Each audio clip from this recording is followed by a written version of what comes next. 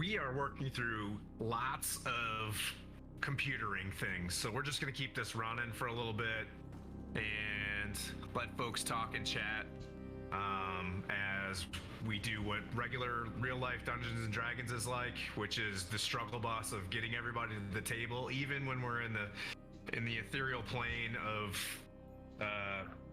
the internets. But look what I got. I got our fancy high elf ranger with us. I got her book. It's K.R. Paul's Pantheon. If anybody's out there in the world, you can find her, K.R. Paul Arthur, on Instagram and order it right there. Pretty tight. I'm gonna get cracking away on that. Dice Legion. What is it? Code Stronghold. Yeah, promo code Stronghold. That's the word. I'm not fully caffeinated yet. Connor is our elf is in our John Wick. Keanu Reeves elf is in England, also on the struggle bus, trying to get Vodafone or whatever they're on out there working. Our 18 Charlie is trying to come up right now as well. He's got the spinning wheel. It'll happen. Henry's in Hawaii there, giving a shaka, not to be confused with the other thing that gets you in a lot of trouble. But and then we got Skylar in Florida. We're all over the place. So this is what happens. It's negative 57 degrees here in Washington's weather, which just Washington's always has a weather crisis. It's now cold, and then it's never rains, then it rains too much. It's just fun times. Let's see. So we do have a Henry, our Domain of Life cleric of Tyr, and we do have a Valanthe in the party, who's our ranger who just joined the party in Baldur's Gate.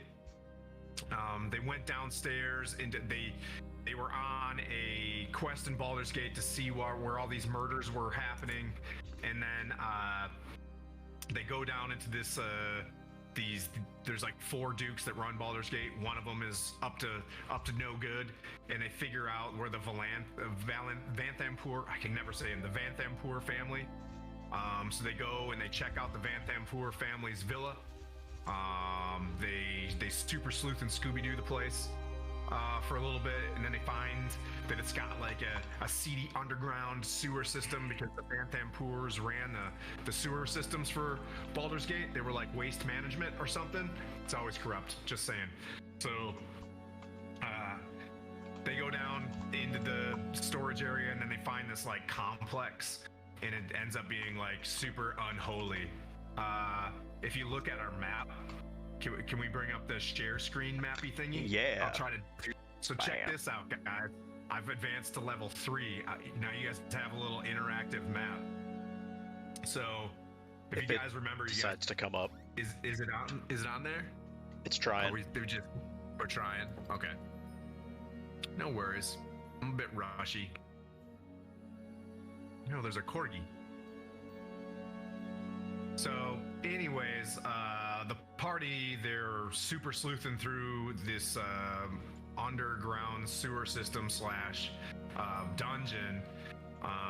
Kara and Henry and party, they discover like a prison cell where they find Fallister Fisk. Fallister Fisk was a student with Epione in Candlekeep, and they break him out. They break out another guy. They break out a few folks. They interrogate them. They continue racing down the hallways. Kara runs into a flame skull, shoots the crap out of that, keeps running down the hallways. The barbarian catches up, breaks down this huge ornate door, and they run into what looks like a temple, like a shrine, big temple shrine thingy to Zariel. It has this barbed devil, standing in front of it doing its, Honam Shibai, like Galima Shakti Day, like giving some sort of like ceremony, and there's cultists swaying next to him, but Kaigon runs in there and they just start smashing the crap out of everybody. A secret wall kind of opens up on the other end, and Duke Vanthampur. Duke is the multi-gendered term in this, so there's no Duchess apparently in Baldur's Gate. They're just Duke. So she's behind this wall and another altar, this big obsidian altar, and she takes a few rounds from the party, and then she kind of slicks back her hair and turns into an Aranyes or an Aranyes, something like that, which is a full plate mailed winged devil.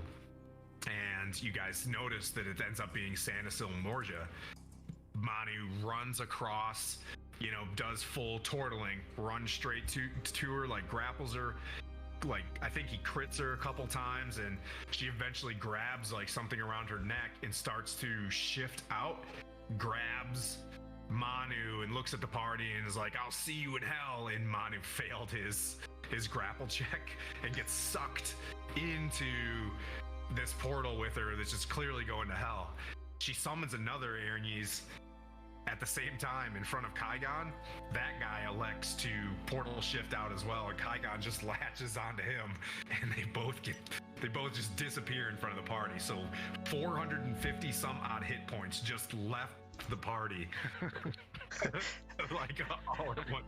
If you're looking at the hit point in mana, you know what I mean? The red bar goes to about here on the party. Hey Tim, just to let you know, the your stream with the map was lagging everything out.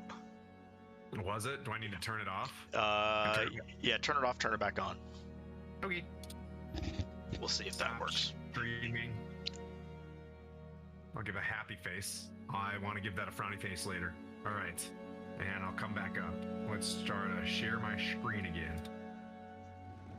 Going live. See what happens. There we go. It's there cool. we go. Drum sounds. Is it working? It is now. Oh, okay. Yeah, so there's a little prison area down here. You guys hang a left. Kara was just running down the hallway, just Legolasing everybody, or, she's, imagine clippity-clopping with the water splashing. She turns a corner, there's a flame skull right here. She blasts that, and they all kind of bend around the corner. Notice that there's rooms and stuff like that everywhere. They just yoink. They just, I don't know. They find this room, and in here there was 4 cultists and a barbed devil. Sanasil Morja's kind of whoops. Right. So they're in this room. They smoked a bunch of people, and then Sanasil Morja was down here where she disappeared. Now Henry and Kara, for you guys, the room goes quiet. There's one cultist kind of left where I think they were subdued. They're in prime interrogation mode situation. So there's one cultist left. The other ones are dead. This here, if you can see, opens up into a secret door into this room as well. So this room's kind of clear. This door is splintered, smashed open, and without making it, you guys found definitely a primary room of this place, because if you were looking for the Duke Vanthampur, Falrama Vanthampur, which is very difficult for me to say, you found her, but you realized it was just Sanasil Morja in disguise. So Henry and Kara, if you guys are ready to just D&D up a little bit, Henry, Kara was in the room. She posted up in one of the corners and was blasting people. Henry, you kind of just walking into the room. There's incenses burning. There's a strong iron smell to the room. To your front, you see, a statue of a woman, her wings outstretched. She's got not a great sword. She's got a long sword. And she's got scales, like a balance in one hand, and she's blindfolded, and the eyes behind this marble or stone blindfold, there's like a glow behind it. Like it's like lighter than the rest of the stone. And then you see from the distance another, an antechamber beyond, where you see like the remnants of a black puff of smoke, where two people kind of just disappeared, but you kind of just walk in and you see this scene. Epione's not with you guys. Fallister Fisk, this dude who was a prisoner, is with you. Are we getting a Liam, or is he being a dad today? He's dadding. He's dadding. Okay, this will be great. Nothing's better than 4 parties. We'll be four dudes here. So there you go. Henry and Kara, or Henry and Valanthe. We'll just say that Krakar, for all intents and purposes, disappeared. It's just the two of you, Fallister and Fallister Fisk, are left.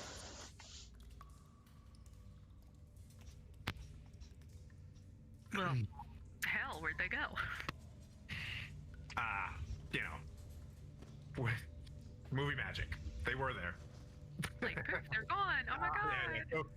So I'll cry. And it's just like this little, like it's just the little like marks in the back of the wall, right? Like that's my only indication. Or did we actually see them like disappear?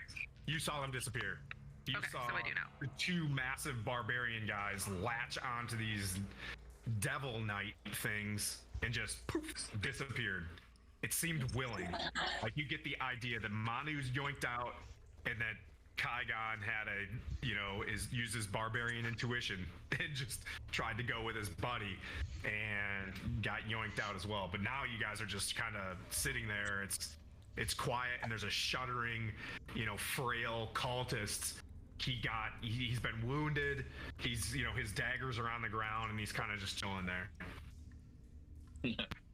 Okay, well, I mean, first things first, I'm gonna throw a boot on his neck and make sure he doesn't go anywhere. He's not very resistant. He's kind of looking, but yet snarling at you. But you guys killed a barbed devil, and came in pretty strong. So he's thinking. You can tell he's processing. Am I gonna survive? What happens next? Yeah, exactly. And I'll put my cursor on it as well. You guys are you're about here. Valanthe and Henry. Okay, so we're there. We watched this happen. They went out through the back, and then we can or can't see that like kind of hidden door you talked about. It opened up like a garage door. Like it was not a small thing. It was a very dramatic. As this was going down, Santa Silmorja revealed herself that she was playing as Duke Vanthampur. And then kind of pulled all of your HP into Avernus. Awesome. And I guess maybe I'll go and poke my nose into her little hidden alcove there and see if that yields anything interesting. Okay, you walk in there. Just make a quick perception check, just to make sure you didn't trip and fall on your face. Tim, just to let you know, I can't watch your stream at the same time as doing everything else. It just bogs everything down. All right. I got an 11. Okay, so So Manu, what you're saying is don't run the stream, or do or don't? Do not. It's bogging everything down on my end. So. Okay. Stopping streaming. Oh. Okay. Is that our Twitch stream? No. It's what he was doing with the map. I was hoping that would be a fun, advance to our situation. If I could move along with the map, we'll just have to work that out. Or I can keep sending you the pics, and then you can post them up somewhere. Yeah, I can probably do that. I'll just send it to you. I think I've got all the maps in the that DM vault. Oh, okay. All right. Well, pretend like you don't see some of the cool stuff, okay? Yeah. All right, so Kara goes in there. You know, she's clearing the room. As I don't know what this is. I don't know what gun this is. When people Is are it like a instructing crossbow? people. I don't know. I Like, know, or it's a bow turned sideways, like we're gonna go straight up gangsta style. Whenever some sort of weapons instructor is trying to tell you how to CQB, they've always got this gadget. You know what I mean? Like, I'm not sure if it shoots Finger like gun. something like this or whatever, but it makes them feel awesome as they're flexing their forearms or something. So they're like, so you're in there clearing the room, and you see this obsidian stone altar in front of you, and you see the head of the real Duke Philanthempur slightly decomposing in a plate brazier in the center of it with these black candles, and you can tell that obviously Santa Silmorgia was somehow doppelganging her in some sort of way through whatever ceremony it is, and you can see the frail headless body of a older lady kind of built like a tank behind the obsidian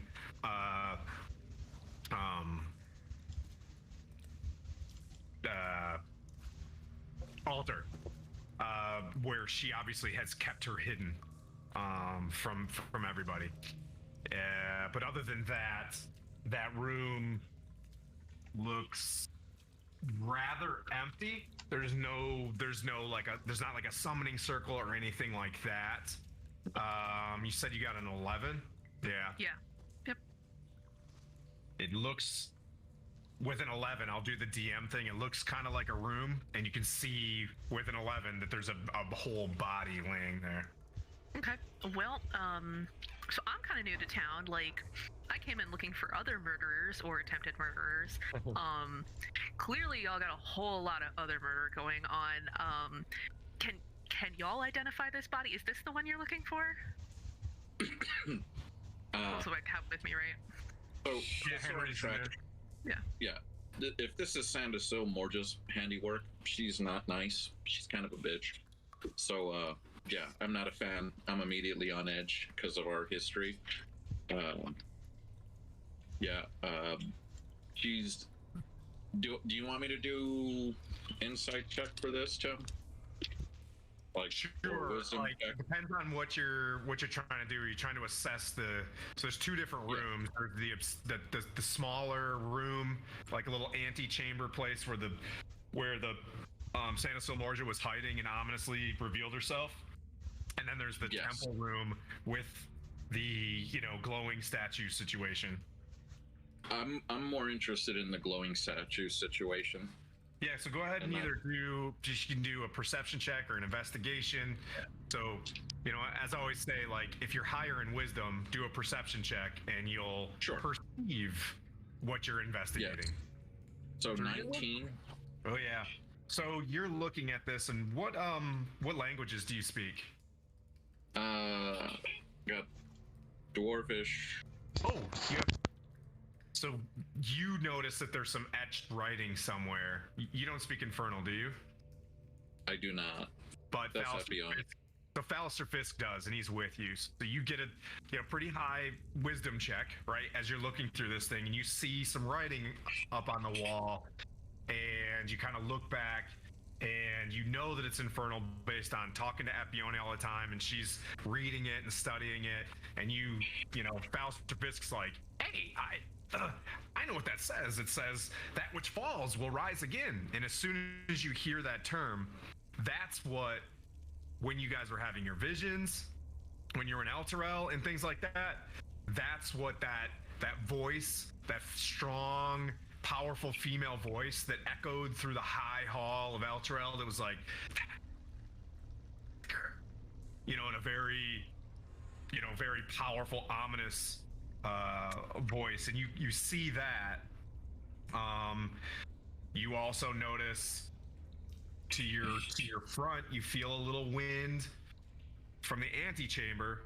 You feel some wind against the wall, like there's potentially another secret door, and you notice that as you inspect the statue, that there's something inside the statue that's making it glow. Okay. Clearly magic. No need to even bother with that.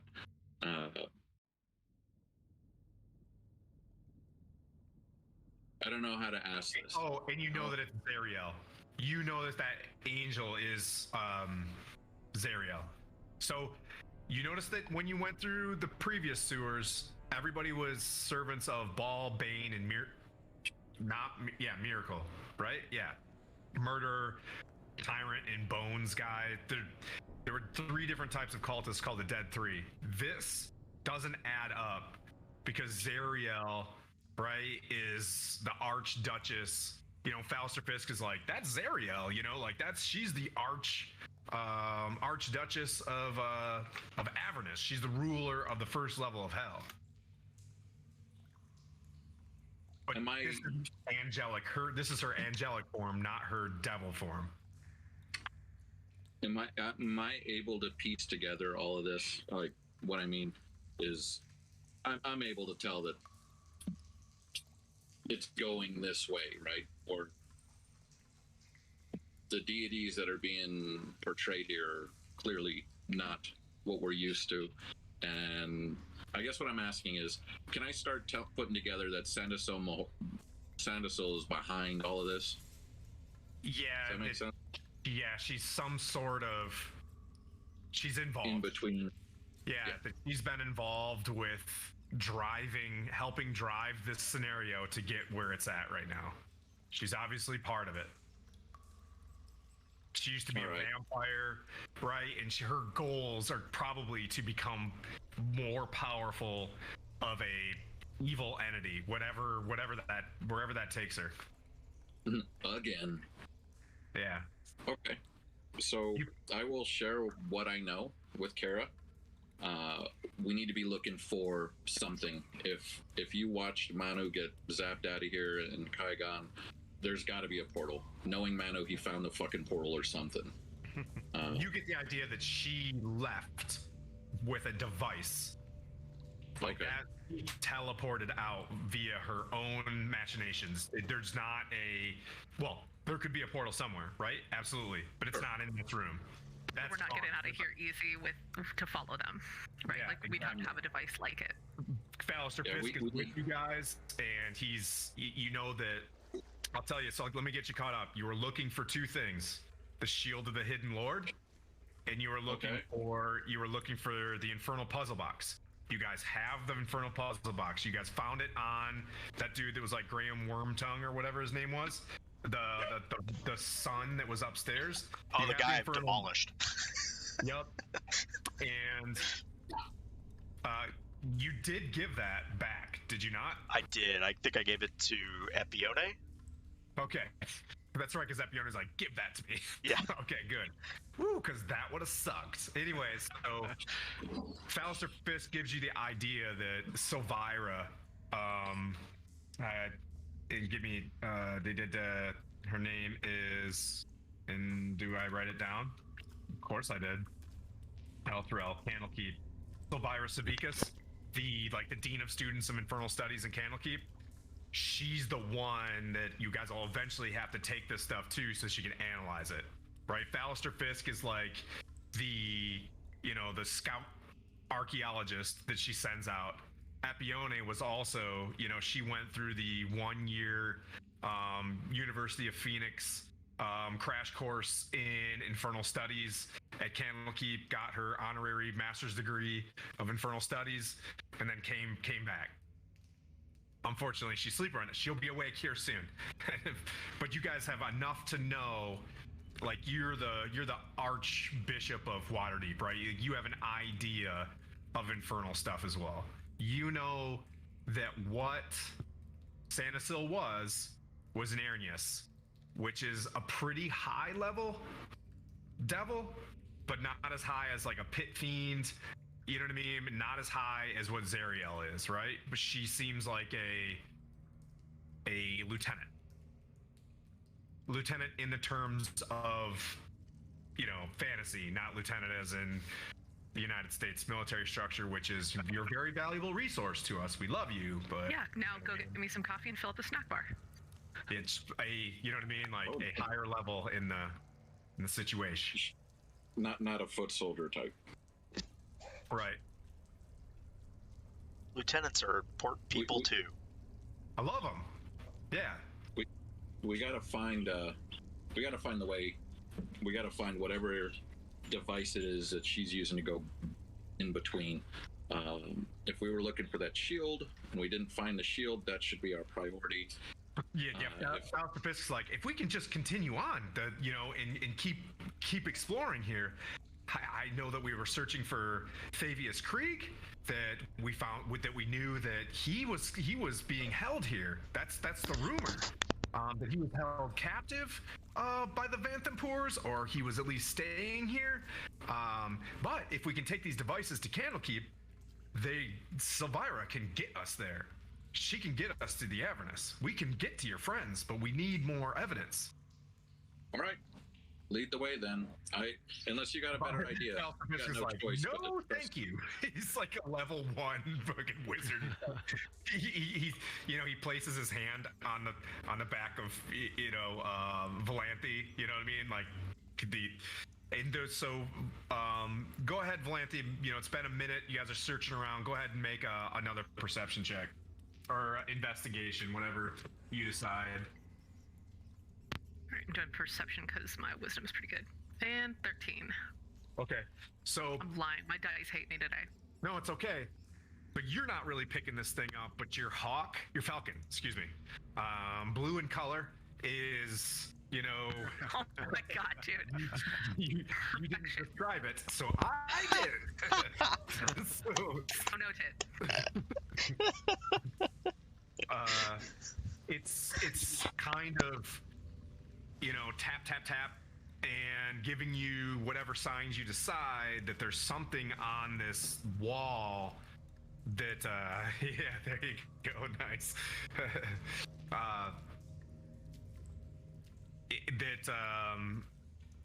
Like the wall might not be it's like a secret door, right? Like, so the wall isn't natural to the rest of the wall.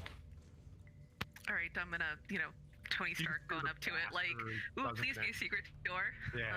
And follow my little blue falcon on over there and kind of like I'm doing the whole stud finder thing. Yeah, Yep. you can easily tell that if you push it, it does the and slides a little bit, and just like this much. And it's the hallway that you ran down originally on your right to find the flame skull. You see the trench, like the well-built trench of where the water kind of flows through the sewer.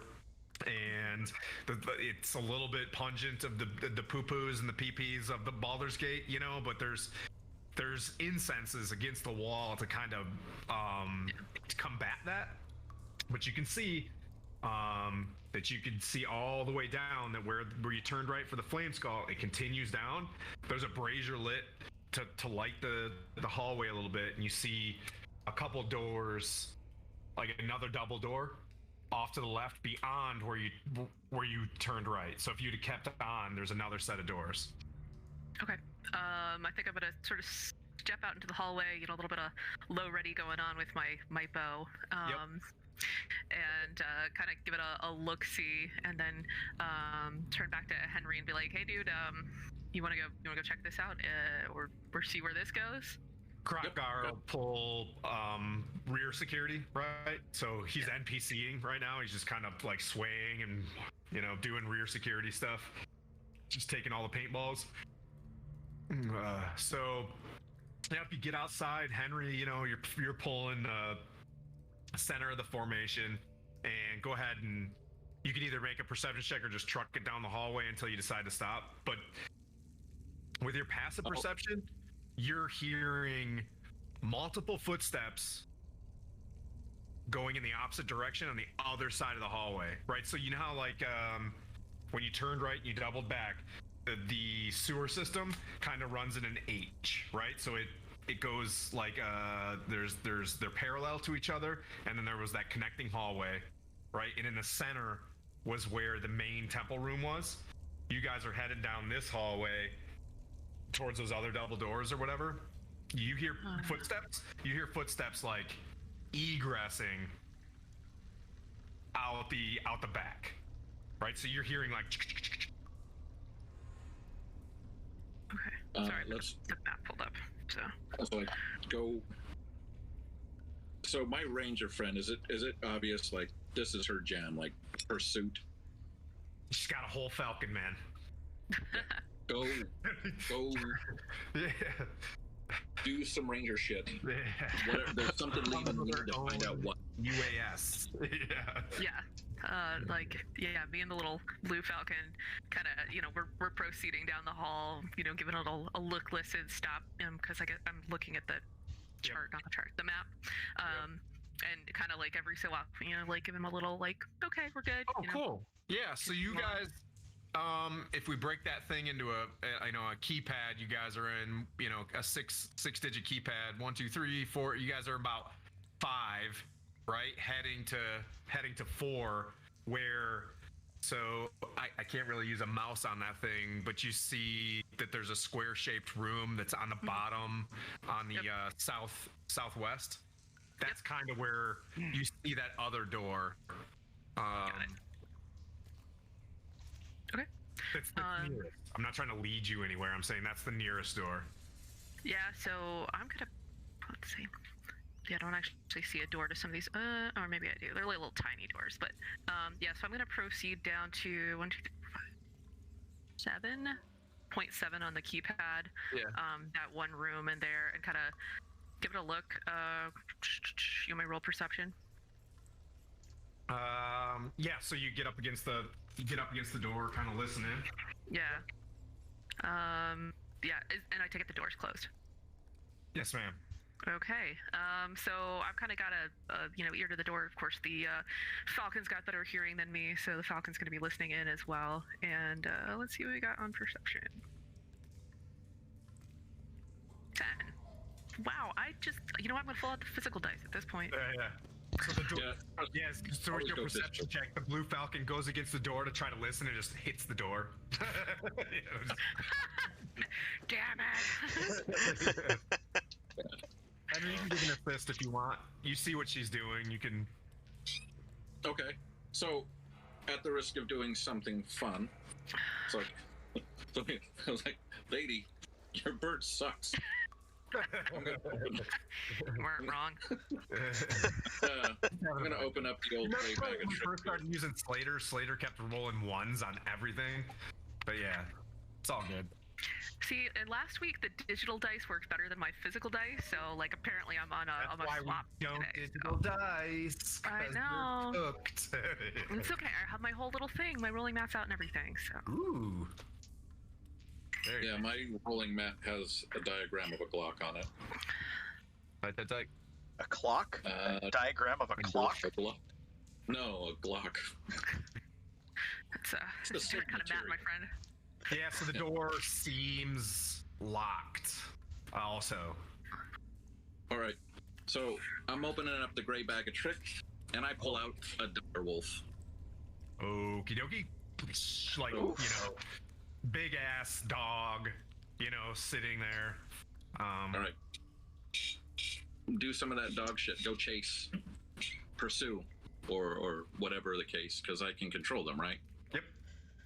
Yeah, so pursue, figure out what's going on, assist Kara in retrieving her.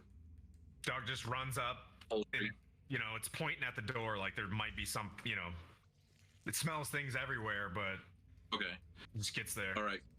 So Kara, we're gonna open the door. Ready? Breach. Ready, hack. And locked. So you push. Is it locked? Yes. Is it locked? Yeah. Okay. Thaumaturgy doesn't do locks. No. But I can smash door. Is it? I can't remember how it works. Can I smash the door? Or I can just open a door. I can't break a door down. It's a vault door. As you kind of look at it, like this is not it looks like a door you want to go in. You know what I mean? Like as you look at it and it's locked. Where's Connor when you need him? Yeah, we could really use some of that. What about Kroggar? Kroggar's a freaking rogue. Oh yeah, he's roguish.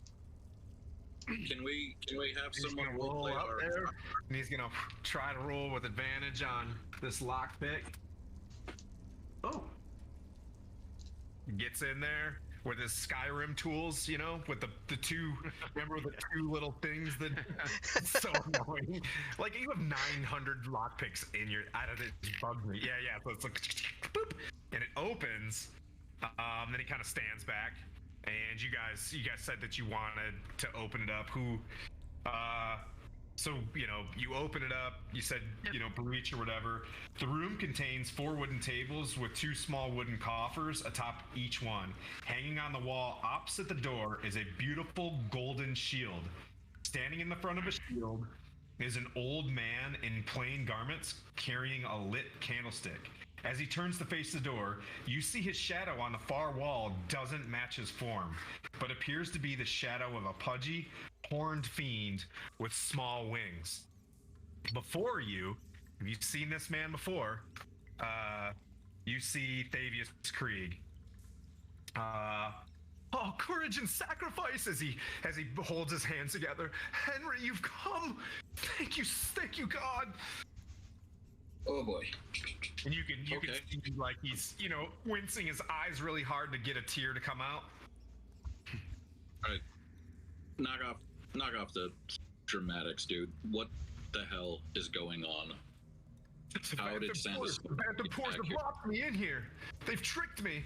I was visiting a small parish outside of the city, and the city disappeared.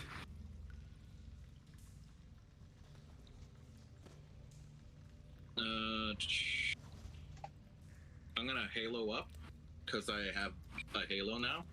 Okay. I can't. I don't know if it does like a zone of truth thing. But anyway, I'm gonna halo up and I'm going to persuade him, or I think I can persuade. Tell me the actual truth, and that's a 24. Is he telling me the truth? I don't know how else to get that. Yeah. I mean, you can roll for insight and know that he's 100% full of shit. Like as you are seeing him talking, and you know he's mumbling. He's like, "I was captured by these monsters. They want the magical properties of the celestial shield behind me." And he, you know, his shadow is literally like holding its stomach, laughing and like pointing at him and stuff like that. And it's not. But he's, you know, doing this like crocodile tears are literally written in the book, you know, like it's not. He's feigning all of this.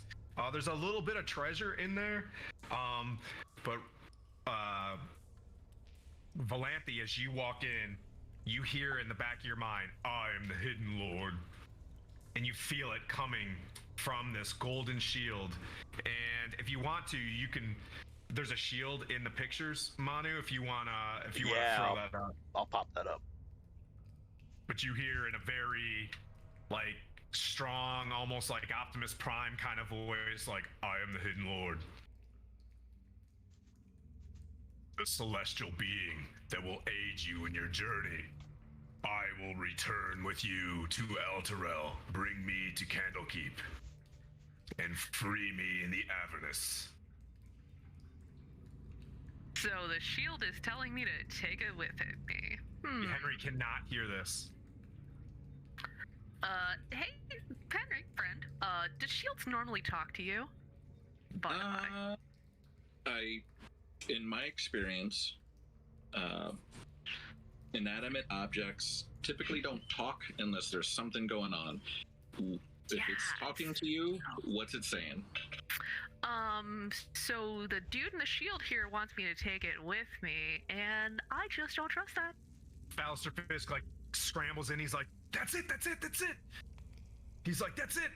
And you know, he's got, you can tell he's like, "This is what my thesis has been on since my freshman year at Candlekeep." And he's just like, "Oh my god.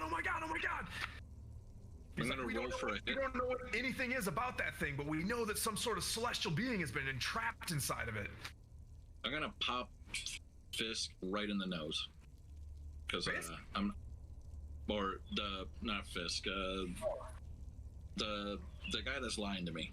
Oh, Thavius Krieg? Okay. Yeah, alright, Krieg. I'm gonna pop him right in the nose. Henry's a big cleric or whatever. This dude is he's a very frail cleric. You just whop him, and he's just like, oh. You're lying to me. You don't lie to a cleric, and you definitely don't lie to me. So try again. What are you really after here? He's like, they're using the shield and its powers to turn the city to darkness and make it disappear much as well as Elturel. Okay, that's better. I have a feeling they're still not telling me the truth. Go, Buckle. Go inside. Hank, go. Motherfucker. I don't know. Interrogation's not really Henry's thing. I like to believe in the nice parts of people, but this guy is lying. He's clear about it. We're taking the shield, and we got to do something. So my next question will be, don't even need to bother with the magic check on it, but detecting good and evil on the shield. Does it glow blue for good or red for bad? Okay.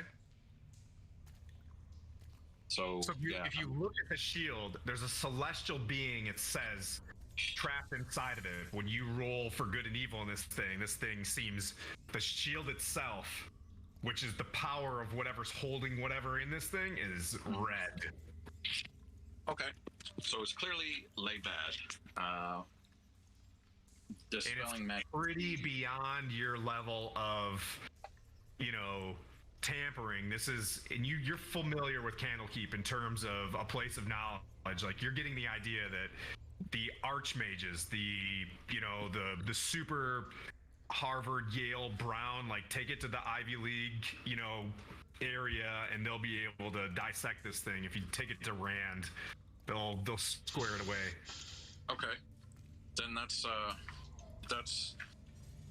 that's my only real logical option, right? Or our only real logical option is to collect it, swoop this up.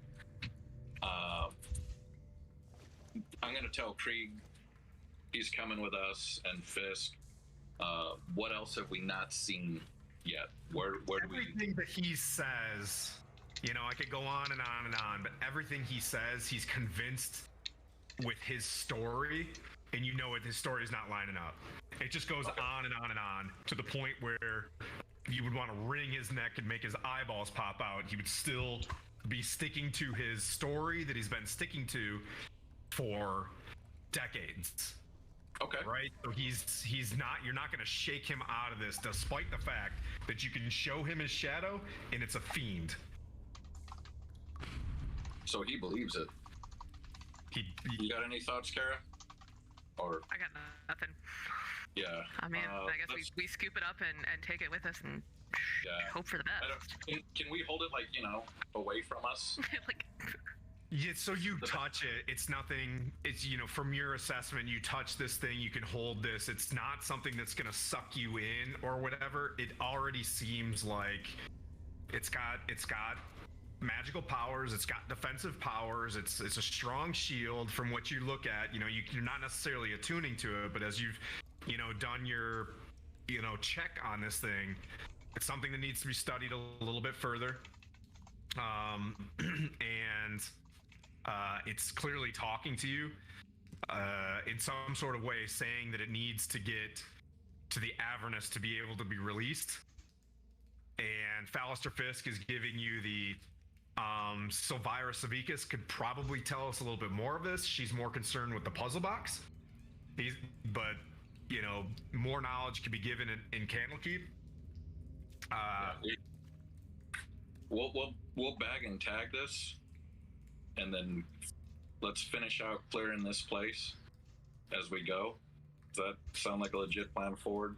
And when we catch up with Epione, she does more the dark.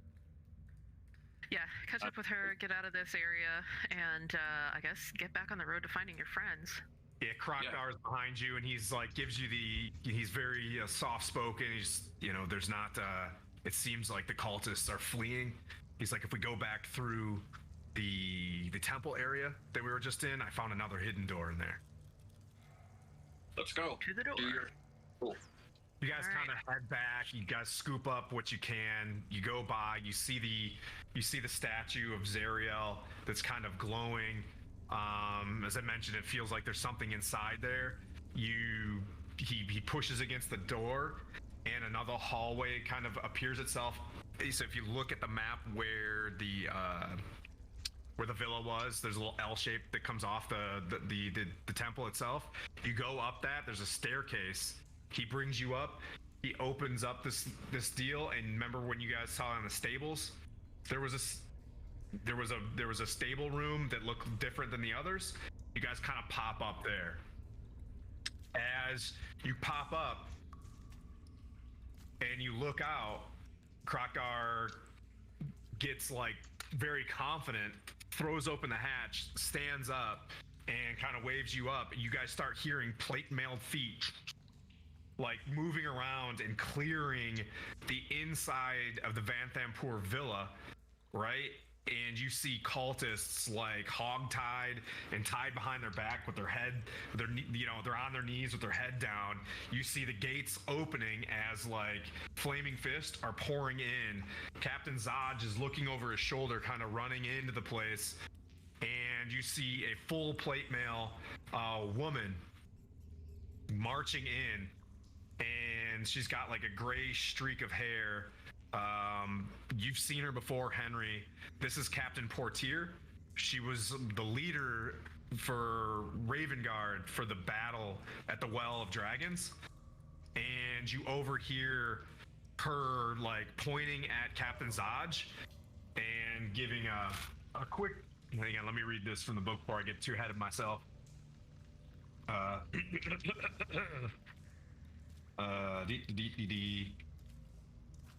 So you see Captain Zodge corralling these folks, and as Krokgar starts walking up to Captain Zodge, his meeting is interrupted by the arrival of all the Flaming Fist soldiers. And these aren't just Flaming Fists that are regular man-at-arms uniform with just like a cloak. They're full up in plate mail.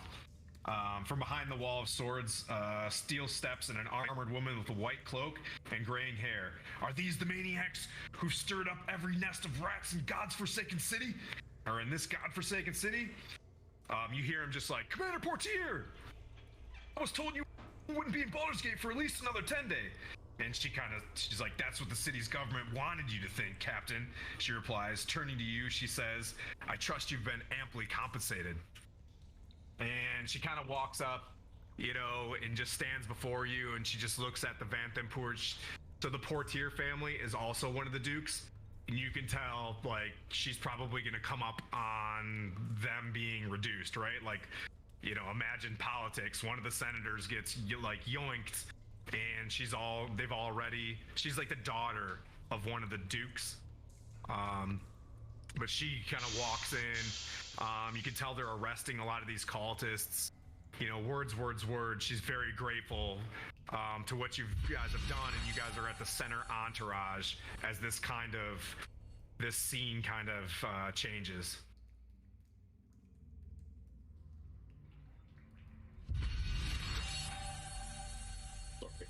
Sorry. Oop, he paused. Who paused? Yeah. So Manu and Kaigon, you guys are full up on this as well. We'll transition a little bit to where you guys are at. Let Henry deal with whatever he's dealing with. So the bottom line is, Volanthi, from your perspective, the dungeon's kind of cleared. There he is. Yeah, so Captain Portier, are you tracking, Henry? Yeah. Okay. So, dungeon's clear. Like, what are you doing here, Captain? What is the meaning? I was summoned from Chult. I was running a command post there. Once I got a message from my father that Baldur's Gate was in peril, and he wanted to bring us, in classic, Medici Borgia, the family gets, bring in all your studs at once when things are going to hell in a handbasket. So she was summoned to come back here once they found out that Aldar Ravengard went missing. So you can tell with Aldar's kind of stance and the ability to run the Flaming Fist, the power vacuum with her around, there's a very charismatic leader now back in Baldur's Gate. So in terms of your vibe of Baldur's Gate going to shit, there is now a leader here that can manage it. That's not, I mean, somebody competent. you get the vibe that she's still evil. Like everybody in Baldur's Gate's evil, but yet She at least can manage shit. Yeah, she's not just Lawful turning evil. place and yeah, exactly. Okay. Okay, well, I think we can leave Darth Vader in charge here, and let's go find our friends. I'm down with this. She's happy to give you some Flaming Fist to get you to Candlekeep to get on your way. You know what I mean? To help you on your journey. She's like, it's 5 days to the south, so the options are Manu had his fleet, but Manu's not here anymore, so that's a thing.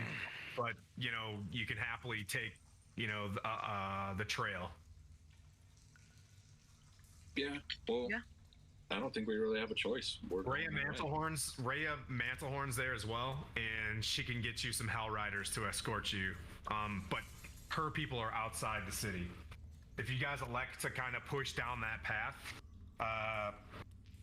you guys kind of, I'll just fast forward a little bit to keep it going, because we know that there's folks on the struggle bus with the internet trying to show up. So this opening scene was just kind of wrap up the Vanthampur villa.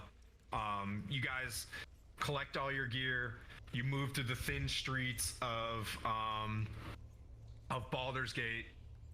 You get to the Basilisk Gate. As it opens, Flaming Fist soldiers hold back the tide of Elder Guardian refugees. You still see them like weeping and howling on the outside of the gates.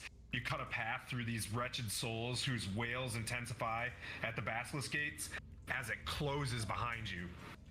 You fully well knowing that you're here to solve this problem, regardless of how shitty this makes you feel. The dirt road cuts through the slums of the outer city, past the walled neighborhood of Little Kalimshan, to the great span of the Worm's Crossing, which, is this fortress in the center of the Choanthar River. You kind of work your way across that as, the rain trickles down on you. You've got a new party member with you, and you guys kind of press your way towards Candlekeep for more information. From here, can we take a 5-minute break, and we'll cross it over to Kaigon and Manu, and their super fun times in the dusty streets of hell. Absolutely. We can go to do a 5-minute break, everybody, and we'll come on back. My bladder needs it more than anything else. Actually. Also that. Cheers. I'll be right back. We got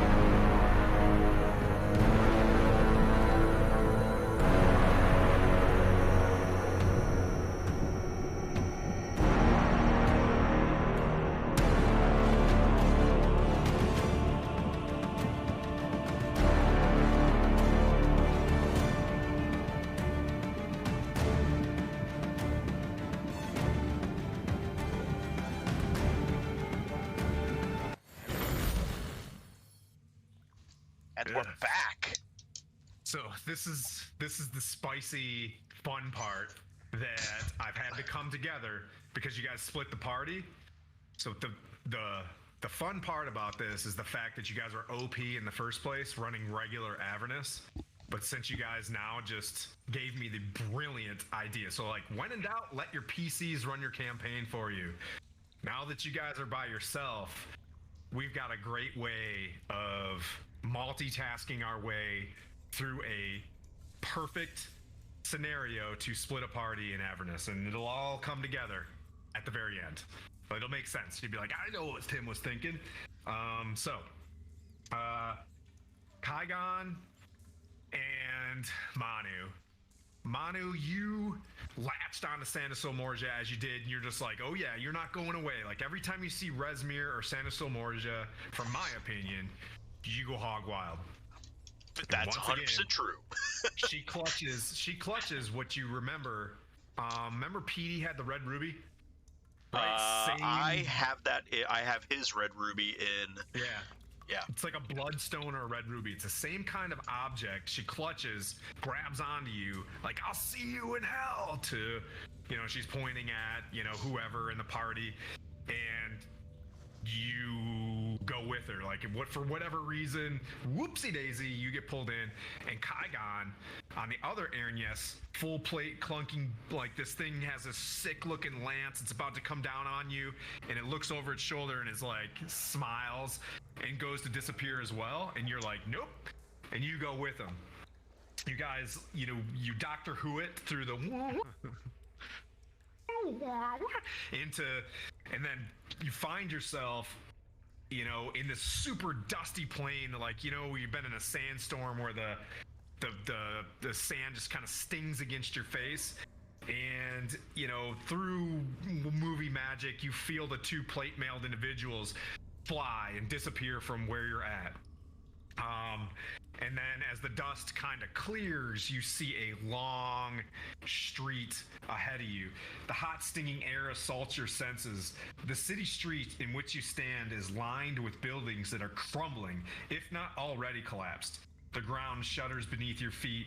In the red, smoky sky, a 400-foot diameter sphere of darkness discharges strokes of bluish-white lightning that strikes the city at irregular intervals. My R's are super fun today.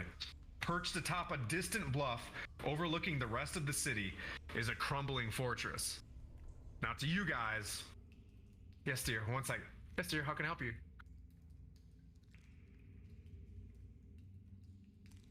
Bang? Could be mommy's waking up, but I wouldn't go check that because she's sleeping. But could be mommy. Could be a door from outside. Okay. Bye. What did she roll for her investigation? Who? Her? Addie. Yeah. Okay. Just in case there's an internet thing, could you guys, everybody, disconnect? So, yes, so that kind of passes through, and you see this long street as you can, maybe, yep, there you go, where me in the background there, you see this. In front of you, probably 30 feet, you see a woman and a child behind her. The woman's got like what looks like some sort of stick that you can kind of make out is like a very makeshift bow, and she's running, and she's chased by these purplish creatures with these glaives and snake-like beards that you've seen before several times that look like bearded devils, Manu. And you see 3 of them in front of her as they kind of look over at you, snarling, and they're about to come down on this hapless, helpless woman that is scrambling from one side of the street to the other. And you guys can go ahead and roll for initiative for now, because if you decide you don't want to have initiative, the bearded devils certainly do. 16 for me. Okay. 18 for me. Well, this is easy. All right, so we'll go Kaigon Rain in a Manu, and put these guys down. Chonder. Okay. So as you can see yourself on the map, and you can probably see the bearded devils on the map. Is that a good camera angle for That you is guys? a perfect camera angle. Okay. So tumbleweeds and as you guys like just twirling your great axes or whatever, you, as I mentioned, to set the scene, you are not in Kansas anymore, right? You do get the sense that you don't know necessarily where you're at. There is a familiarity, but the speed is too intense right now for you to assess that, right? So you guys you see this scenario in front of you, feel free to decide what you want to do. One of the bearded devils kind of takes a look at you, and Kaigon, it's up to you, buddy. How far away am I from them? 30 feet. All right, I am going to create an echo in between the bearded devils and the woman. Okay. And then I'm gonna bash the first one with my hammer thunderbolts. Nice. Okay. There you go. Whoop. I was ready for this. And I'm using my great weapon master feat. Cool. We haven't done that- combat in a while. That is a 27 to hit. I look That's a hit, over. sir. I look over at Kaigon and I go, "Nice." This is how we started. Oof. Damn, that was horrible. That is 6 plus 12 is 18. Plus 10, so 28 points of damage. Okay. Gee. Okay. And then I'm gonna hit him again. Right. Ooh, that's better. 12 plus 12 is 24. Plus is shoot, I forgot to roll the hit. My bad. That's a 20 to hit. It's a hit. Sweet. So that's 34 points of damage. 34. Yep. Okay. So you see this woman getting ready to, take a shot from a glaive, like a strong, pierce from this glaive, and your echo shows up straight away. Great weapons master smack on his shoulder, and then straight back up again. You just split it, and it kind of falls to its side, and it's as you've seen devils immolate before, right? As they have disappeared, this one just falls in a heap, and it's laying there dead. The other two look at you, and they're just and they just start running towards. They beeline it and head towards you. Manu. So I immediately summon the rod from its pocket universe. Story of my life. Yep. uh, I don't know what that is, but so I forget what that is. It's a warlock thing. Yeah. Oh yeah. What your rod in a pocket universe is? Exactly. The Pact of the Blade. Yeah, my packed weapon. Got it. So rod is my packed weapon. So I summon that from the ether, and it immediately turns into into Uza, which is a 10-foot long halberd. nice. So it just John Ziska weapon. and I immediately. So as they start running towards me, I meet them in the middle. Okay. So Well, they're you can feel their energy moving. You Yeah, still yeah. have initiative. Yeah, You just so, truck past them. as Okay. I see them start to move, the one that's next to the Echo, I'm just going to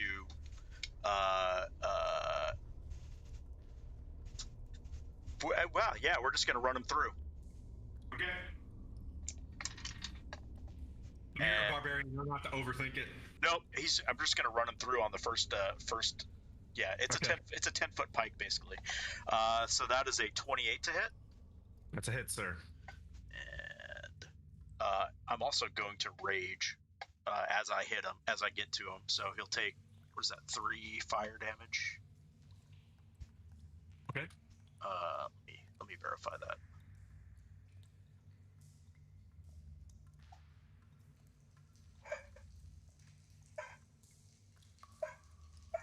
No, that's that. I do hear Apione upstairs setting up her stuff, so. 4. He takes 4 fire damage Okay. on We are that. ahead of schedule. This is great.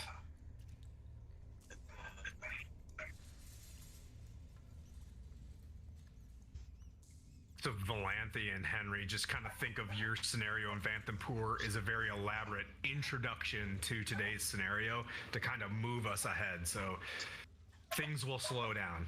You guys will have a lot more agency and control of things as we kind of press towards your position. Go ahead. So 18 slashing Okay. on the first one. I'd almost call it piercing. But and then 35 on the second swing as I basically pull it back out, step back and slice through. Okay. And then Same that's thing, you know that.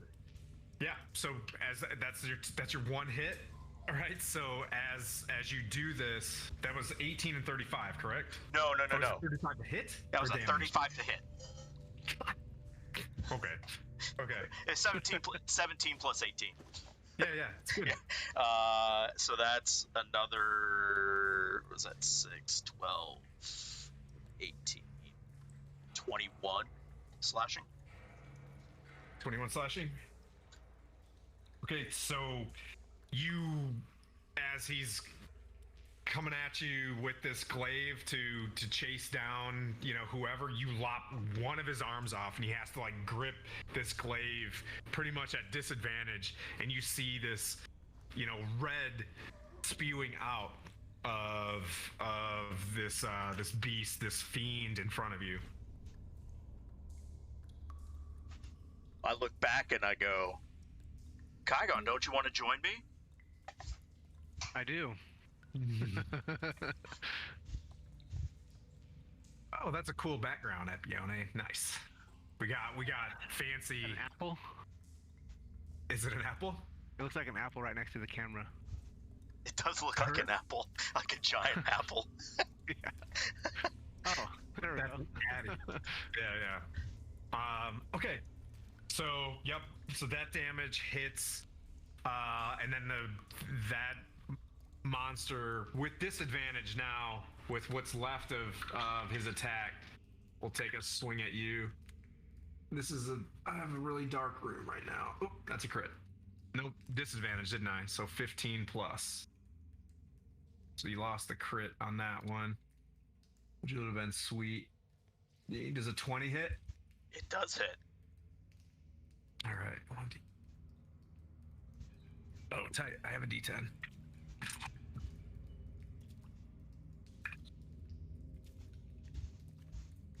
So it's 12 slashing, and I'm sure that's 6 for you? Yep. And then make a Constitution saving throw? He also needs to make a dex saving throw. 18. 18? Yep. Okay, you got a 19. What does that do? So he passed. I'm trying. Unless there's a... Okay, no, okay. I just wanted to make sure if he didn't take half of whatever that was. Okay. Okay, so I need to make a con. Yes, sir. 25. Okay, so that's a pass. So basically what you feel from this glaive as it hits you, that it's got some weird damage that comes along with it that feels like it's just, you know what I mean? Like it's an infernal wound, like a wound that almost won't heal because of the damage that it passed off to you. I think I've seen that before. Yep, but you barely, because of his one hand. So it was 12 slashing, so you take 6, correct? Yep. So that hits on you, and then the other one, you see another one cross the street and head straight towards you. 19? It hits.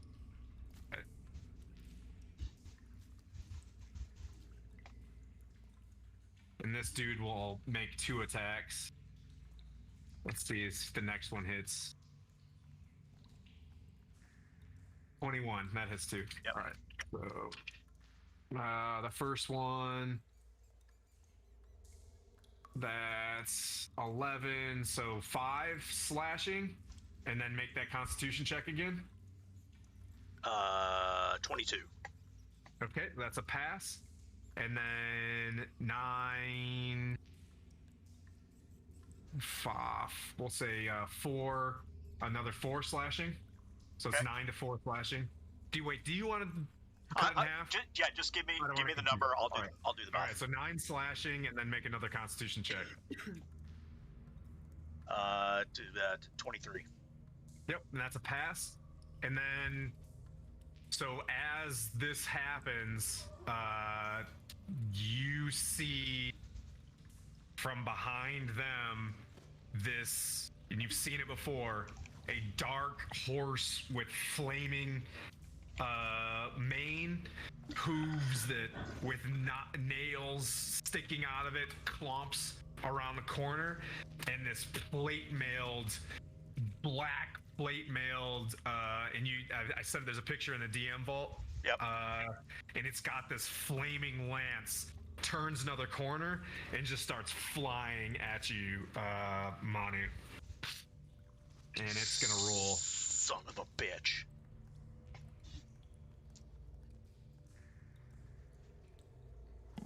Who's going 3 Hellfire Lance attack? Yummy.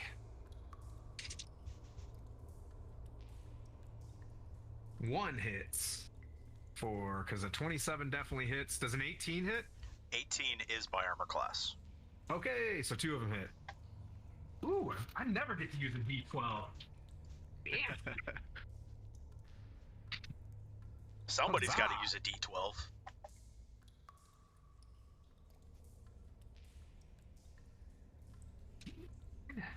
So if with piercing it's 18, I'm just adding them both up. Okay.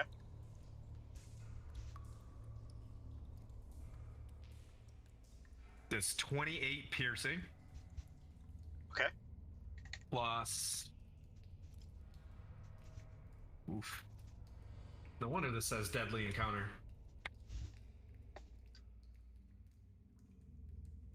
This is the fire damage. And I think you're resistant to that, correct? I am, yes. 15, this is the total fire damage.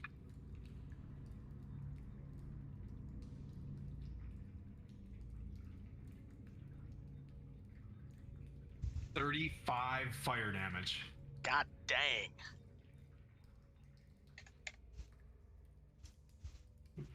Ooh, you don't want to get killed by this. Tomorrow, babe. Just saying, you don't want to get killed by this. Oh, it's freezing.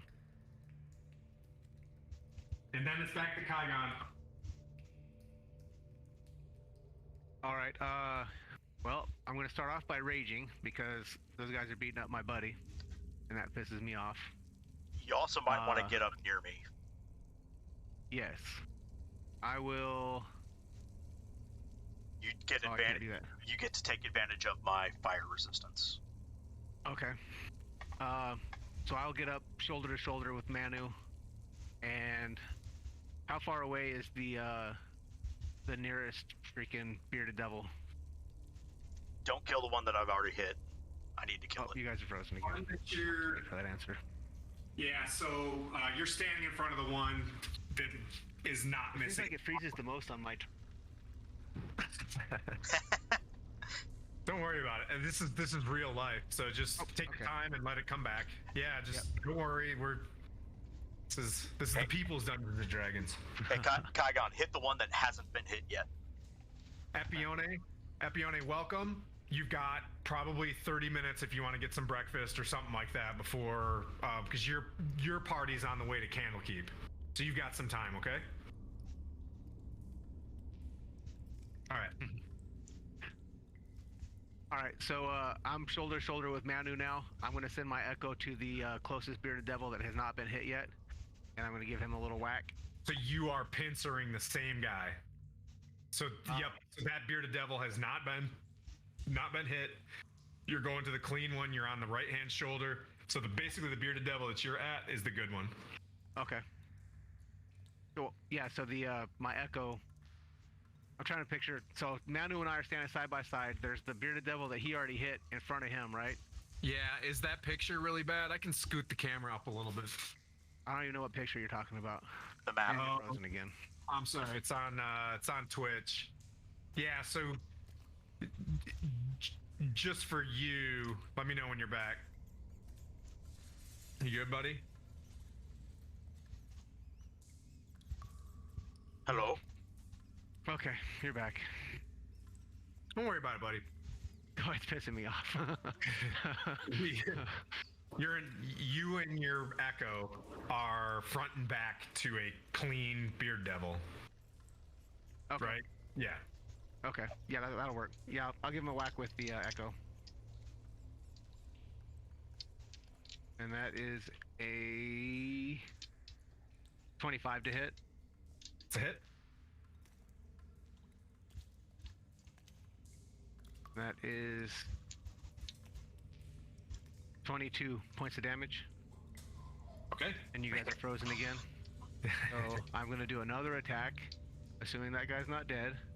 I'm talking to myself, and I'm going to use my Great Weapons Master this time because I forgot last time. And that is a natural 1. Ooh. Plus 17, so it would be 18. Okay. If you can hear us, you missed. Now. Yeah, so your echo basically leans into him on that one, pokes himself with the bearded devil, and your echo is gone with 1 hit point of damage. Okay. Because that missed, but you did the 22 points of damage on that first hit. Tracking. And if that's the rest of your turn, then it's off to Manu. Yep, that's it for me. So the guy that I was just wailing on, I'm gonna finish him off. Okay. With the ass end of the stick, if you will. That is a 34 to hit. That's a hit. So it's 15, 16, 17, 19 slashing. Okay. Oh, he's smoked. As soon as you just get him with a regular old wound, and he just falls over dead, and his body lays there the same way. Sweet. I gained 4 temporary hit points from that kill. Okay. And then there's the one with 22 damage off to your right, and then there's the Narsgon on that horse in front of you. Yeah, I will. I'll try to finish off the other guy as well. Okay. That's Is that camera angle good? I'll move the. Yeah, go ahead. Keep hitting. So that's a 28 to hit. That's a hit. And 15. So 18 slashing. Oof. Is he still alive? Yes. Then I will activate my storm aura, and then everything within 10 feet of me takes 4 fire damage.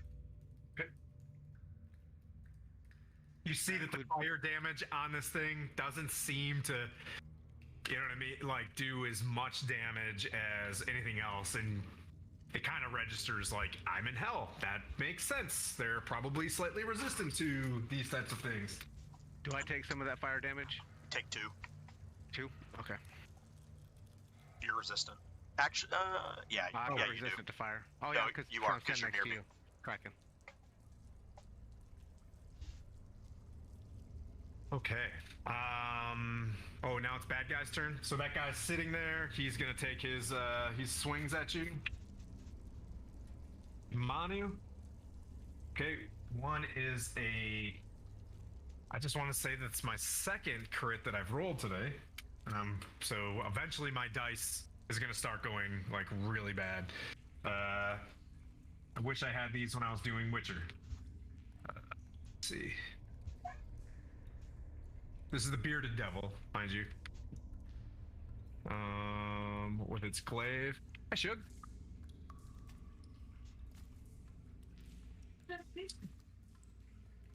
And rolls a 1 for damage.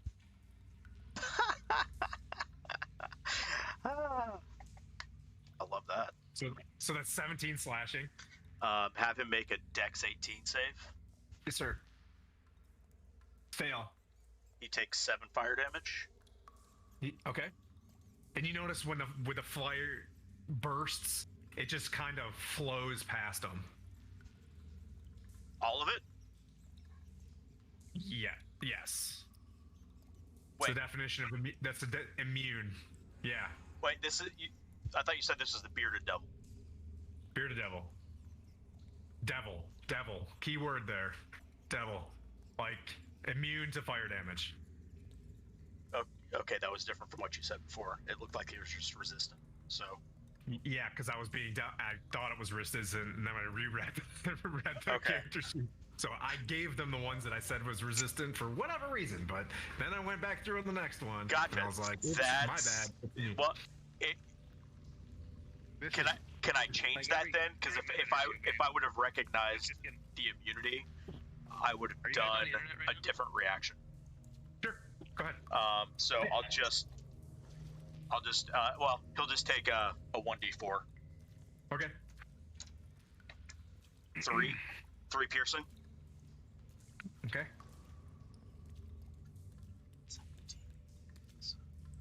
And that's the bearded devil? Yeah. As he hits you with that damage, he falls dead with your reactions. So he falls dead into a pile. And I also get another 4 temporary hit points from that. Okay. Oh, from his death? Mm-hmm. Okay. And then Uruzgan is going to, you see him with this tall, coming down on you with this horse. Gonna smash you with its lance again. These 3 Hellfire Lance. Also uses Infernal Command or Terrifying Command. Ooh. Okay. It's gonna use its. You hear it just like in this weird like metal sound, like it just like yells something in Infernal, and you'll hear this as well. So it's gonna make its 3 attacks. 12. You said 18 was your armor class, right? Correct. So only 1 hit. Okay, so 1 hits at a 22.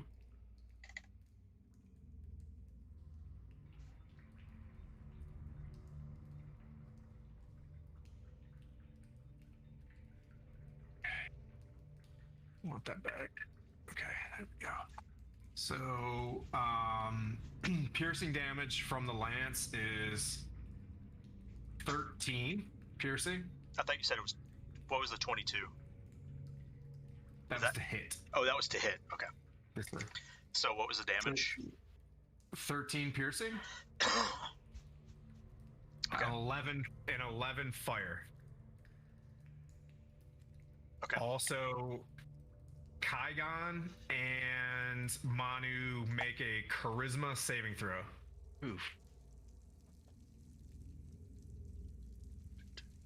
15. Oh shoot. 19. Woo. Kaigon, you save. Manu, you are frightened. That's okay. That just means I can't. Just means I can't go closer to. Yeah, you're already in melee. You're already in melee. Sweet. This isn't the one where you have to run. Do you have to dart? Nope, you can't willingly move closer. Yep. Nice. I'm okay with that. Yeah.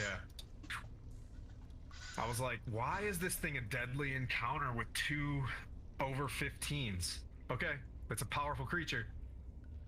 Anyways, which, interestingly enough, this creature does roll around, technically speaking, in the initial phase of this. So this is not a Tim made this up. They do hit you hard when you arrive in Elturel. All right.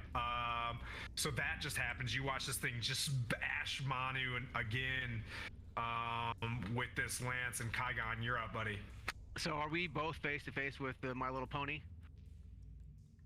Like, are we both in melee with this thing, or? Yes, sir. Okay. Yeah, I'm sorry. The screen is on Twitch. Yeah. Can you screen share the Zoom for him? Let's see. Did Shira leave? Share. Screen share. Zoom meeting. Go live. Ooh, who's that? Did we lose somebody? Did we gain somebody? No, that was just a that's screen Shira. share. Oh. I know what it is. Gary, can you see that? Yes. I'm gonna see if I can make it bigger. Just click on the camera. I'm And not it'll, gonna say it. I'm not gonna say it. It's the same as saying that's what. Yeah. Okay. That jumble is you guys fighting a horse. And all you gotta do is sidestep a little bit. So right now I'm actually on the opposite side of Manu from the My Little Pony. Well, this guy died, so you just take one step over and you'd be at it. Okay. Cool. Put my echo on the other side of the horse, dude. Would you say Alterel or something like that?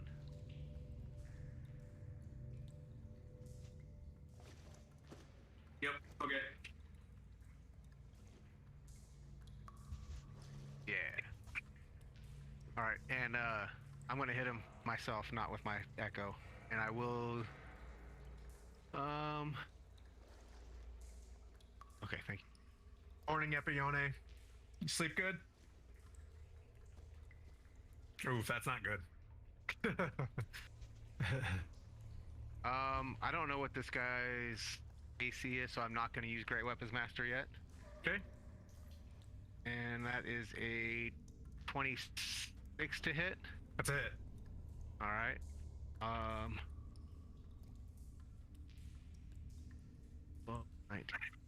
22 points of damage. What kind of damage, good sir? That is bludgeoning damage. From a magical weapon? Yep. Okay. Yeah, it's from the Hammer Thunderbolts. All right. Ooh, very nice. Okay, that's a hit. All right, and I will damage. Yep. rinse and repeat. That is a 36 to hit. It's a hit. That's 9 plus 12 is 21 plus 3 is 24 points of damage. Easy. Also bludgeoning.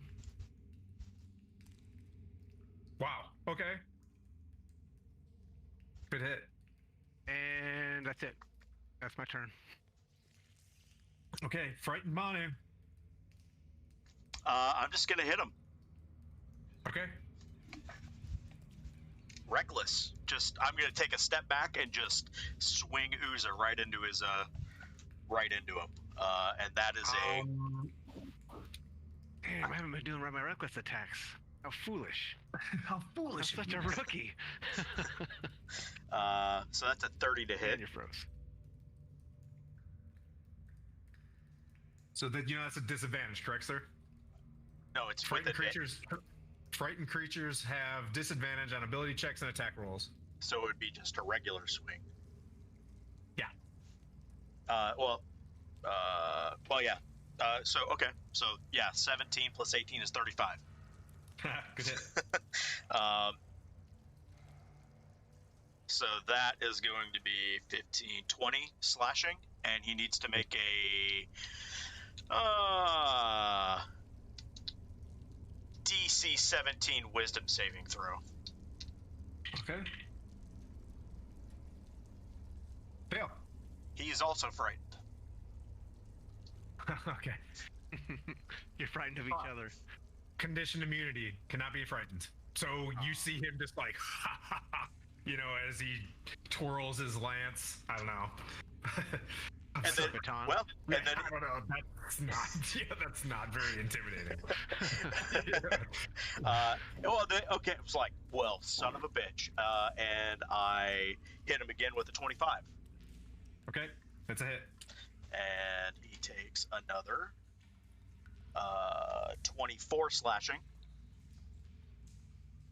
Okay. And he needs to make a DC 17 Constitution saving throw.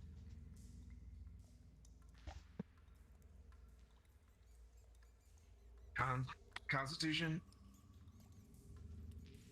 Pass. Damn it. Son of a bitch. Yeah, this thing's beefy. Hit blanks on that one, so to speak. As you're just like trying to hit this thing, you're doing your barbarian things that usually make things flee. You feel like you've met your match in terms of terrifying. Like you've reaching, you know what I mean? Like in terms of dudes that are just not chill to hang out with, you don't want to fight two of these ever. And as a bonus action, I'm gonna kill Ash.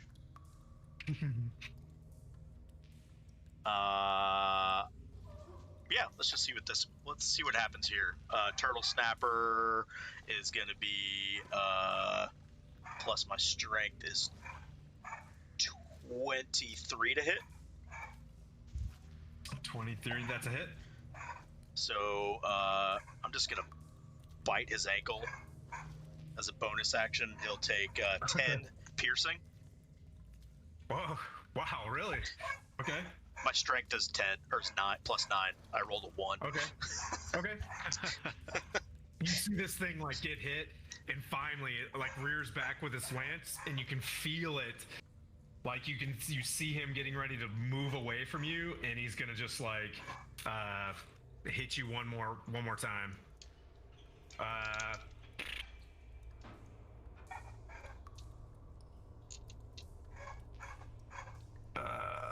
22 hits and 25 hits, and does a 19 hit? All 3 hit. Okay. I'll do the piercing damage first. Oh, I need to make a charisma save. Yep. After that, right?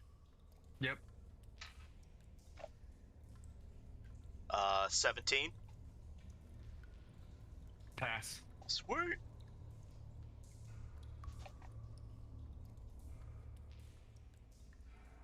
$30 piercing.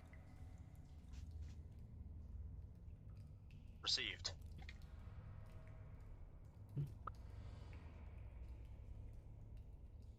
I'll do all the fire here in 1 second.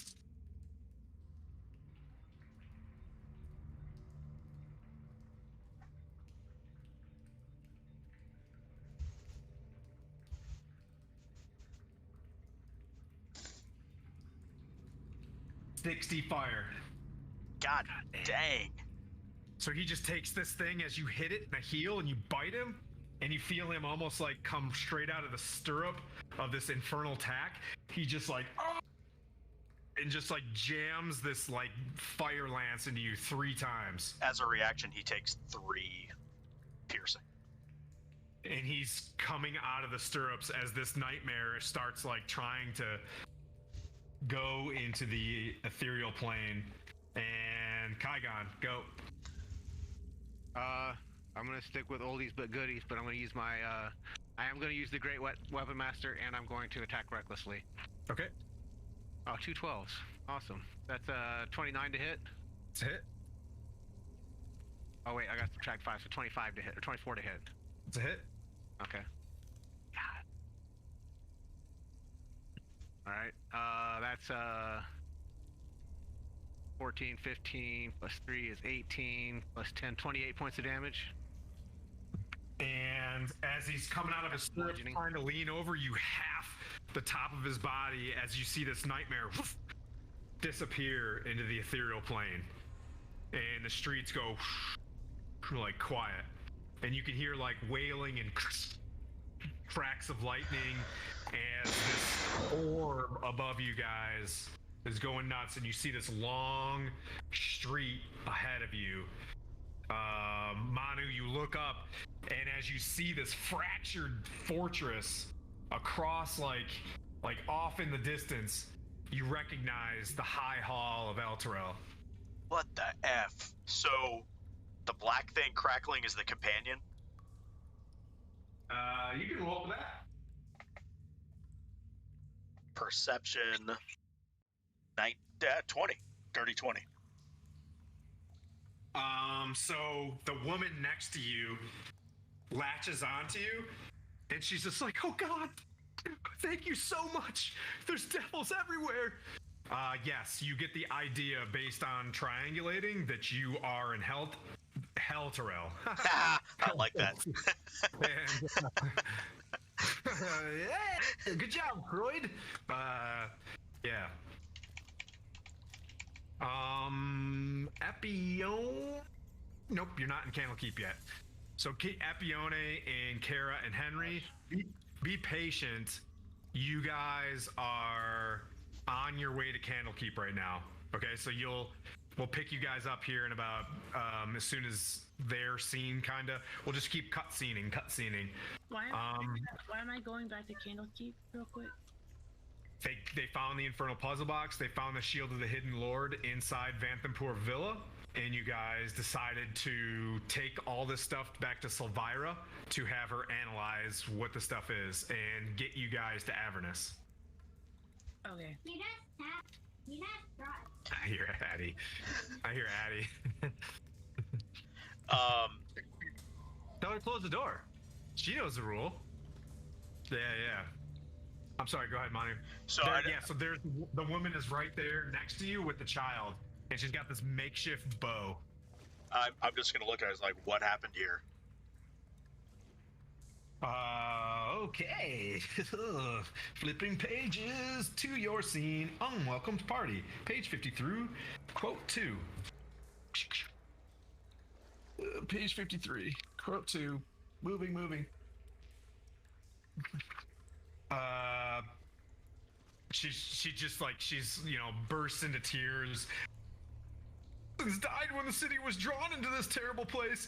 Still more have died in the days since from the attacks of these terrible creatures. When those provisions were skipped ahead. City was drawn into a terrible place. Still more have died in the days of these terrible creatures.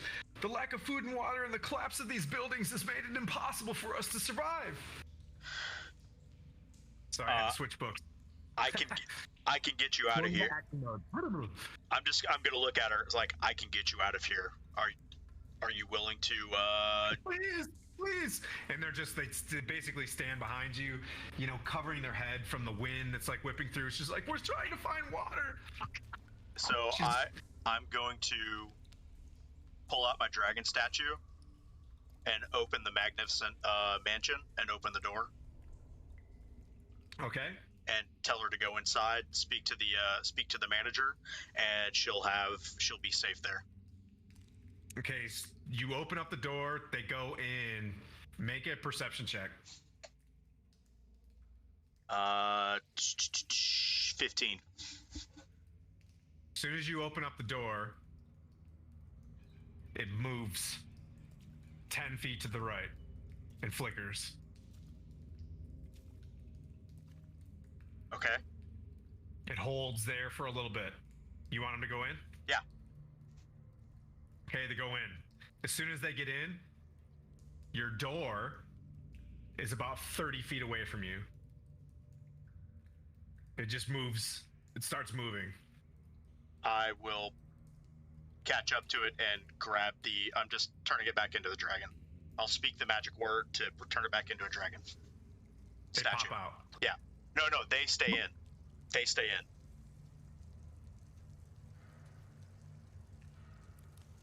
I don't think so. When you turn it off, they should pop out. If you close the door, anything that's inside of it pops out. It's not like a Darren's thing. I thought it was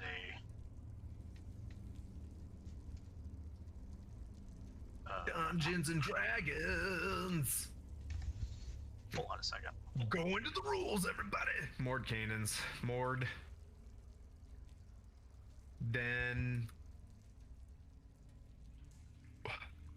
Or spells. Spells? It's under spells. View all. Oh, spells. when the spell ends. Okay. Yep.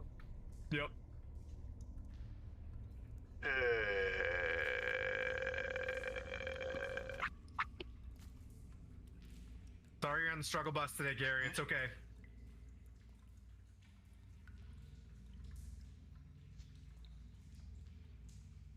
They're like, what? What? Gotcha. Okay. It was awesome in there.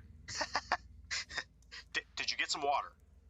How long were you there? We'll say they were there for like, you know what I mean, enough time. They're like, water, and the butler was like, water. And they had Gotcha. water. Yeah, that's about all I can do right now. That was weird. She was like, myself and my boys have been hiding in the basement of this tavern over here. Frozen more than it's not frozen. Poor Gary. Maybe we can get this fucking house.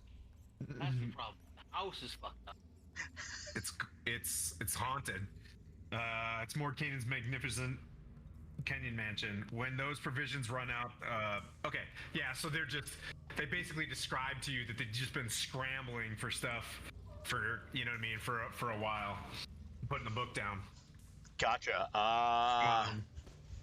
But they're like, what else? How can I help you? I don't know. We just showed up here. We live like straight up the street. She's like, this is El Terrell. You just showed up here from where? She's like, my name's Harkina. I'm Manu. This is Kaigon. The Manu? Kaigon? Oh, boys! Oh, thank God! And they're just, they could say, we've been saved! And they just start dusty water tears coming down their face, as they're just like, we live in a holy city, why would this happen to us? I don't know, but I have a feeling something wasn't going right in El Terrell, because, we ended up here before we expected to end up here. I don't know what happened. Have you seen Oldar? Have you seen Oldar? Oldar arrived with an entourage maybe 2 weeks ago, and then the city collapsed. She points down the street. She's like, the Torm bridges, Torm's blade is ahead. And then she points. She's like, the High Hall's that way. Please. So I'm gonna reach inside my bag and pull out some rations and hand them to her. And they just start and you can tell as they're eating them, they're like spitting, but they're eating it. Like there's something wrong with the food, but they just continue to consume it. It's like, she's go there's hide. Something here. Normal food, it tastes so horrible, but it's still good. Even my food, my fishy rations. The point of being fishy rations. It's even fishier. I'm gonna tell her to go back into hiding and try to stay hidden as best as possible. And they continued on their way, and they scramble into the room to your right. I hand her a. Do I have anything to hand her, weapon wise? She's got a bow. I'm something better than just her. Okay. I'm gonna hand her a crossbow, a light crossbow. Okay. And a package of bolts and a +1 dagger. Okay. Protect yourself from whatever comes through here. She's like, may Torm's blessings be upon you forever. Courage and sacrifice, and she runs off. Yep, and then once ahead of you, you see you start feeling the ground tremor. Just everything starts tremoring. I'm gonna look at Kaigon and go, I don't know what the hell just happened, but I'm fucking smoked. We need to take a break. Yeah? I'm down.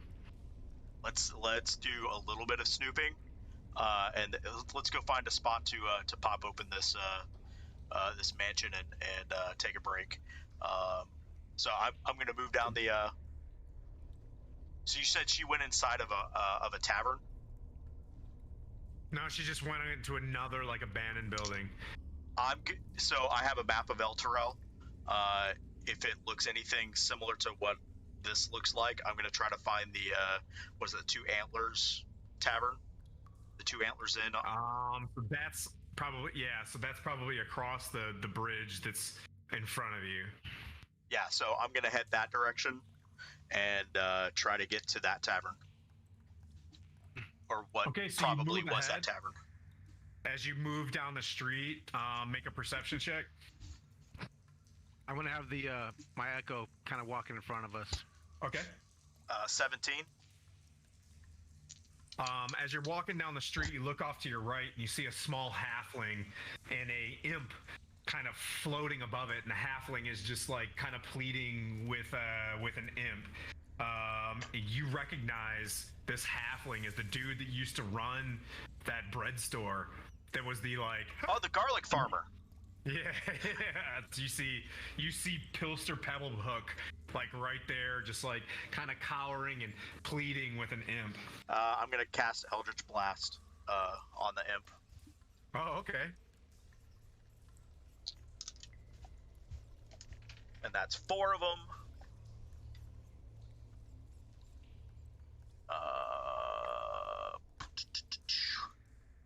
25 to hit.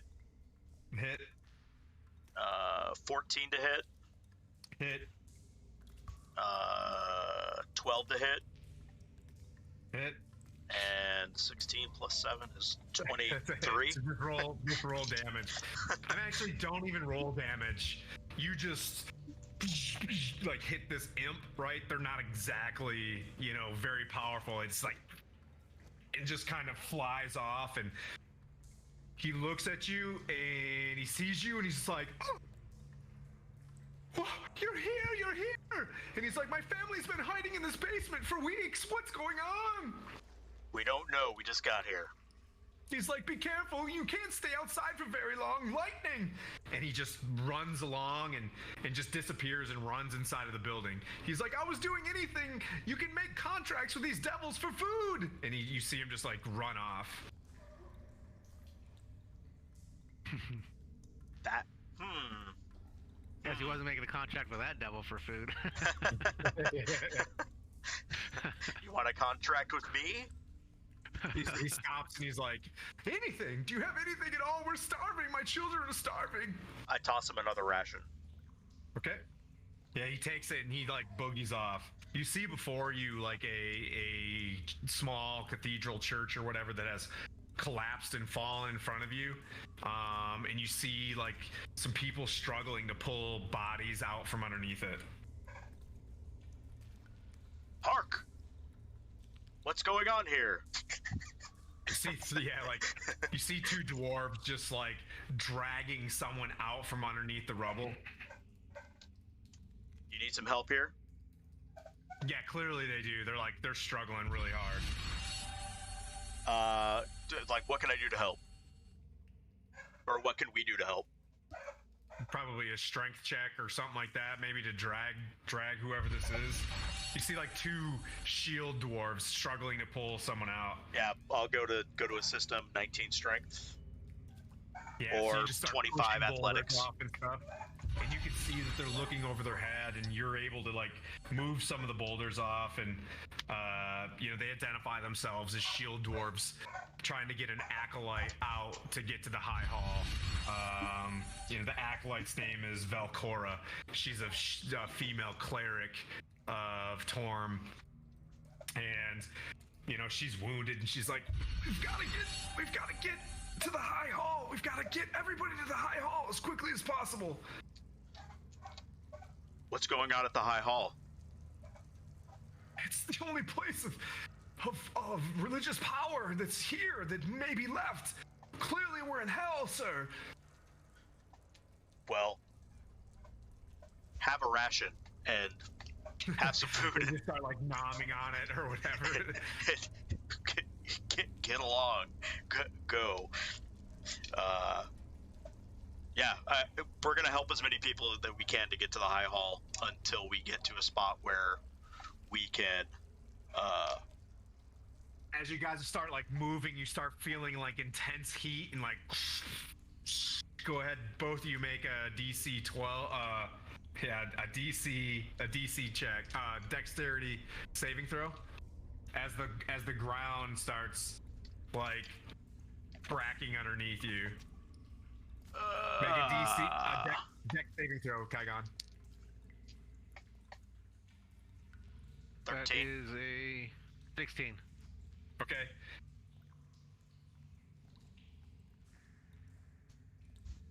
Okay, so as you guys like both dodge out of this real fast, but one of the shield dwarves doesn't necessarily dive. This burst of hellfire just bursts from the ground, mainly letting you guys know that it is completely untenable to be hanging around in whatever's happening. You can see from the horizon as you look down the other end of the street that it just drops off, and you get the idea that you're in some sort of island, like floating island. You can see in the distance these massive, humongous iron poles with these huge chains have shackled El Terrell floating in the sky, and this hellfire hits you for 13 fire damage. Did that hit me? Yes, sir. Okay. Take half. Half, yeah, because you Okay. passed. Oh, then half of that. Half and half. Yeah. Okay, gotcha. Like 2 So fire damage. it's 3 fire damage total. Yeah. Got it.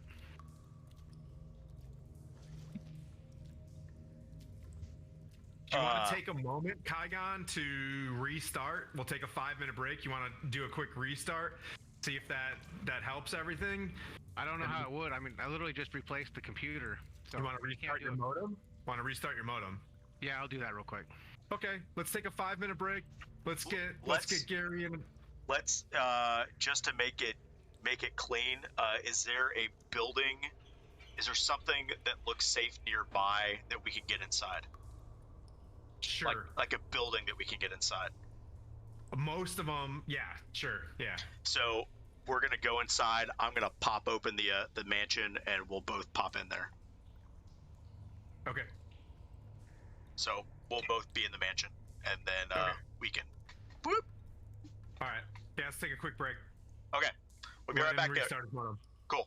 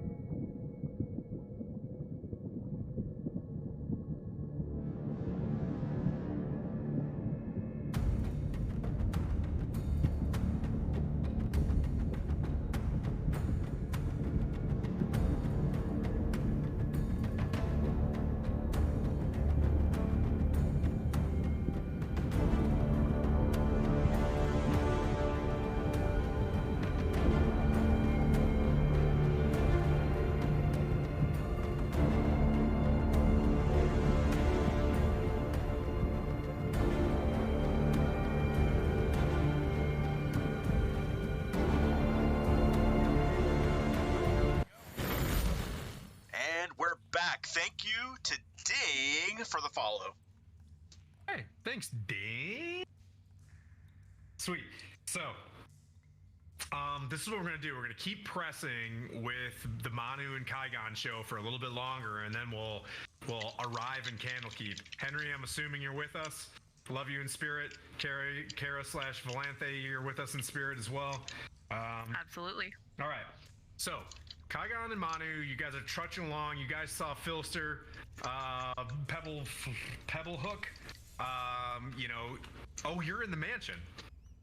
Yeah, we just popped in the mansion quick. I didn't know if that was going to be like a spot for us to continue on. That's the only reason I did that. So. Okay. So you're in the mansion. You want to come out of the mansion? Yeah, we'll come out of the mansion. How long were you in the mansion? 5 minutes. As long as that break was. Okay. All right. Just for the sake of the path of this and the struggle bus that Kaigon is on and Torm's blessings, you walk out of the mansion. You went into a building, turn on the Mordekainen's magnificent mansion by rubbing the white dragon, right? Yep. And it opens up. It moves a little bit, shifts as you've seen before. You get in there, you talk to your butler, and then you walk back out. You're now way farther down in the middle of the street. You look up, and there's this big blue, like, fiend, much larger than the Narzgon, huge white wings, perched atop this building, looks down at you, looks up at the companion, or maybe that's not what that is, looks at the very companion-looking thing, and stares off, and he's like, you just see him, what is all of this? What does it mean? And he just does the thinking man and kind of chills, looks down at you. I'm not even hungry. What is going on here? Who is going on here? Who am I? Who are you?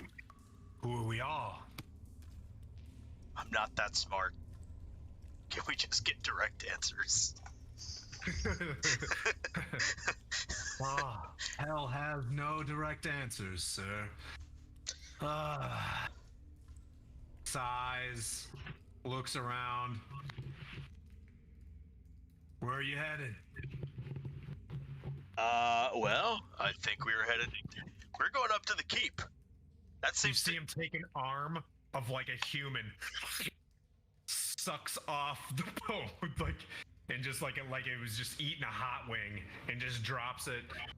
And you guys here for the feast? Yes.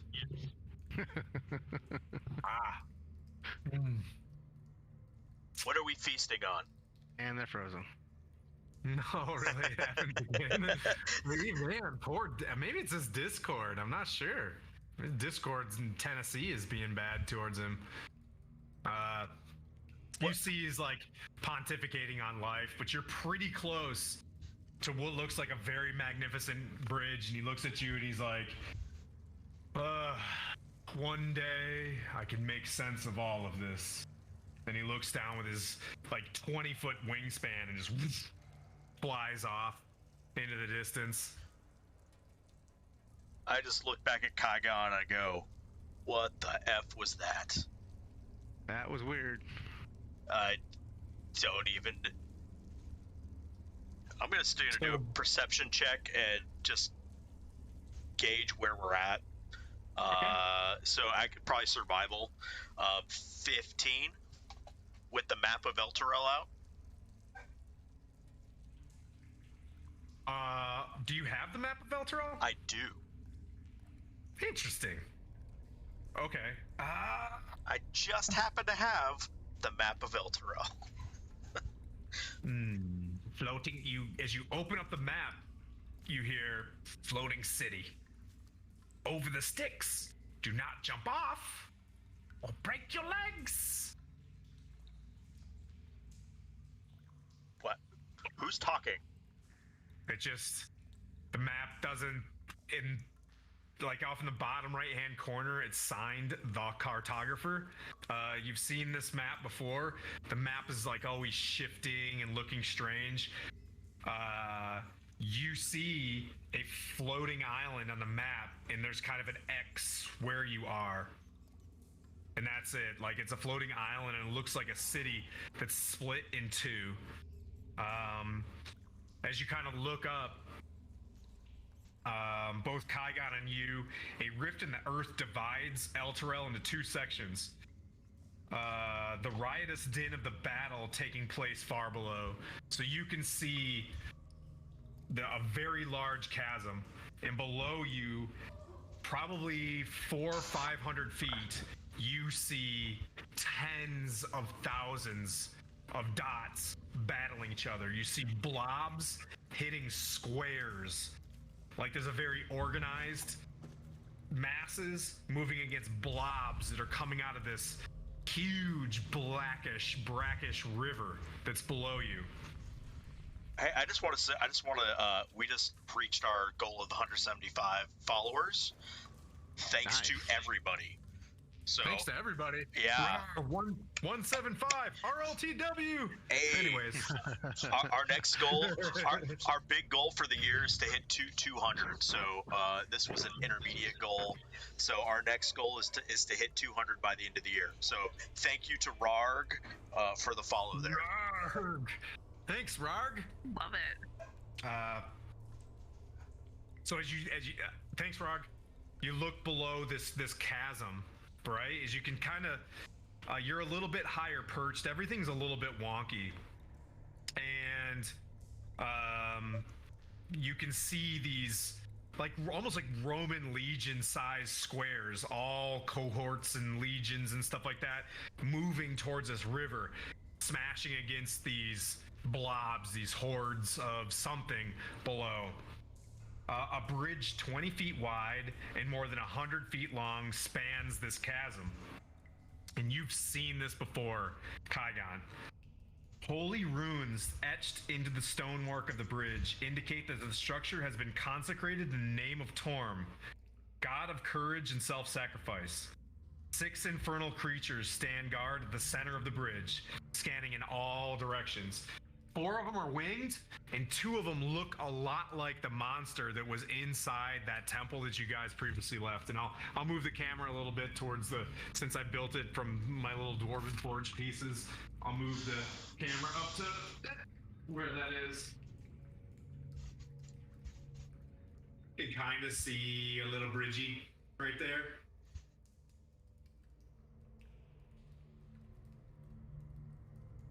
Here's the 2 of you. So, can you hear me, Kaigon? Yep. Do you remember when you were on this bridge when we were playing maybe 2 months ago? Vaguely. This is the bridge that everything was backed up, heading into the high hall. Yup, and there was language written, and when you see this. And this is a Kaigon, this is an actual Gary wisdom check. So this is there's something written on the beam in your mother's house. And you saw it written on the side of this bridge as you walk up. Oh man, I should remember this. 2 words. Yeah, I got nothing. It was from the ceremony, dude. It was shit. So yeah, so as Kaigon, as you walk up, you can be like, oh man, and Manu can be like, oh, you can help him out, man. You guys can be bros. Yeah, he talked about it. It was the 2 words in the ceremony that booped us into Tiamat. Where you saw the thunderbolt, the hammer of thunderbolts. Dang, that was a long time ago. So Torm is the god of? Frozen, by the way.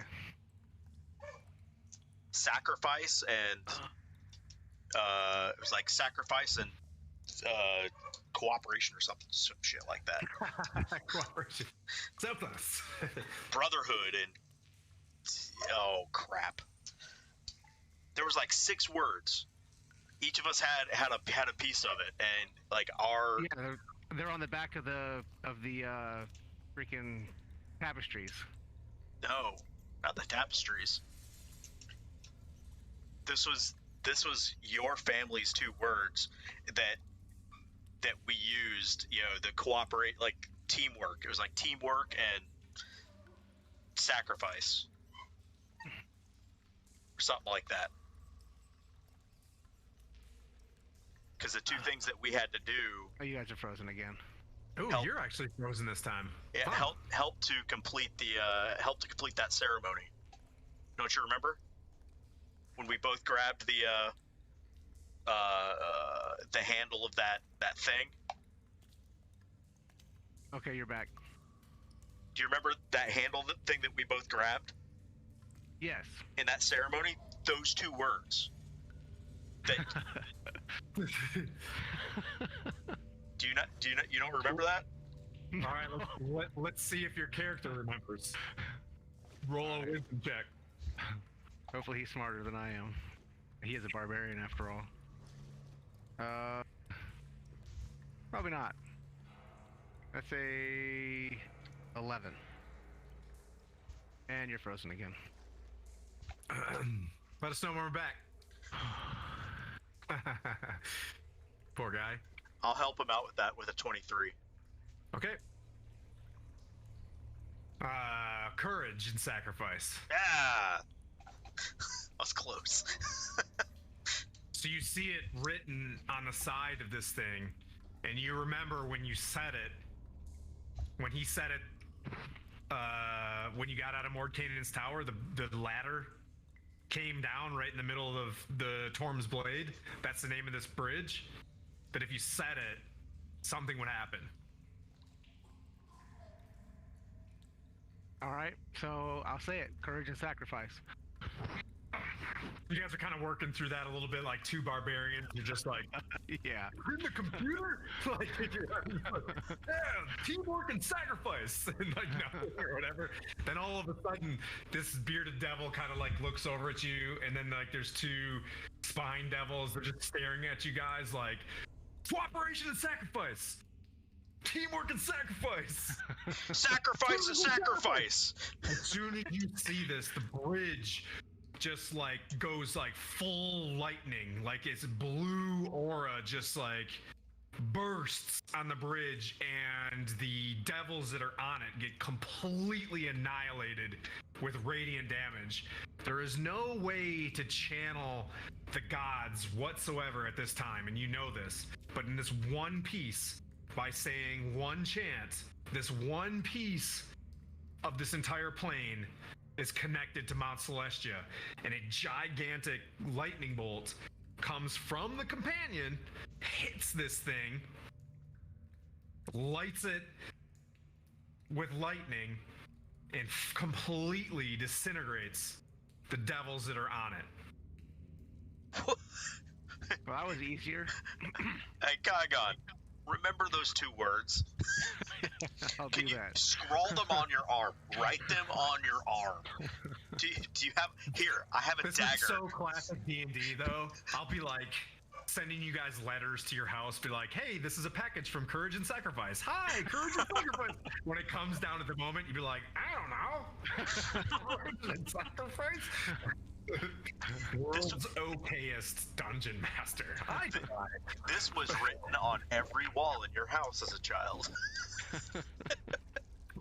What does Freud say? 18 repetitions?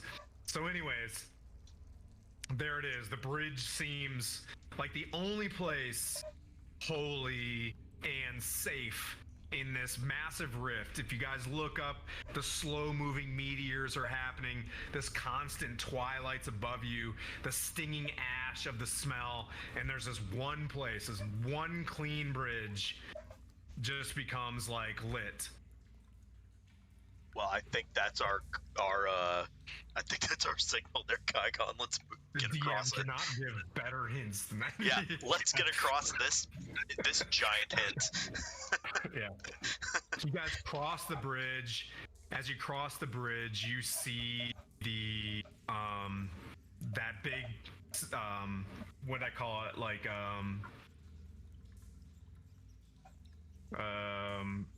the my brain just died.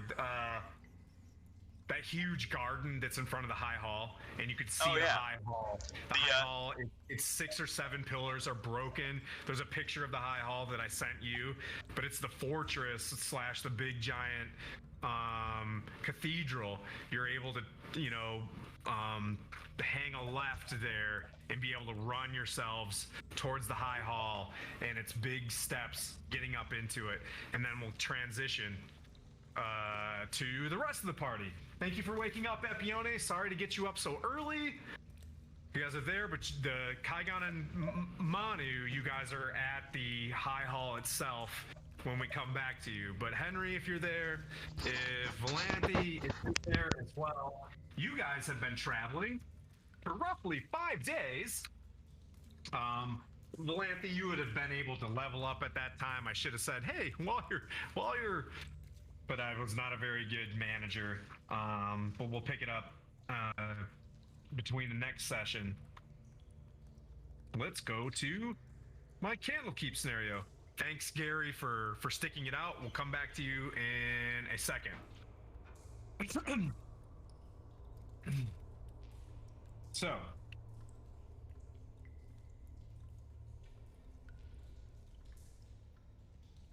we gotta pick up your guys' point. All right. So, Valanthe, you up? Henry, you up? I'm here. We gotta wake Henry up. I'll send him a message real quick. Come back, but we have Epione, so that's good as well. So we got a 2-man team, 2-lady team, 2-woman team. 2-woman team. Okay, can I send you the text that I sent? I'm sorry. Pooping. But that's fair. I love it. Don't I want to love it. rush that. How do I go back to normal mode? Oh, that's how I do it. No, that's how I do it. Poop out. Pop out. No. I'm messing everything up. There it is. And...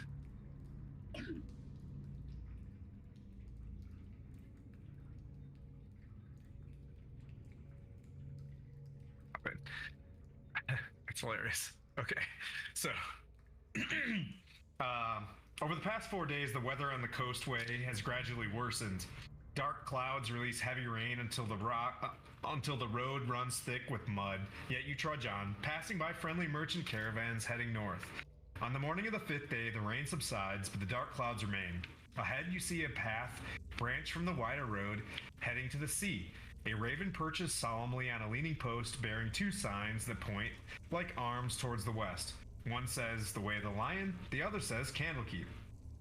Epione has been here before. She moves the horse that she's riding or whatever. She would have normally flown with her diva, but she wants to pack her diva in for 7 days. Our 7-day recharge. The afternoon sun shines through the clouds to illuminate the gray walls and pale spires of a time-worn fortress that stands majestically atop a rock prominently overlooking the sea. The trail leads straight to it. As you move forward to the gatehouse, you're greeted by 3 monks in purple robes, a human, a shield dwarf, and a sun elf. Around their necks hang holy symbols of Denir, the god of writing, whose symbol is a lit candle above an open eye. Welcome to Candlekeep. I could probably use a better voice than this. I'm reading that like, welcome to Candlekeep, says the elf in common. Oh, that's not what elves sound like. A gift is required for those seeking admittance. You must donate a book, a scroll that isn't already in the library's archives.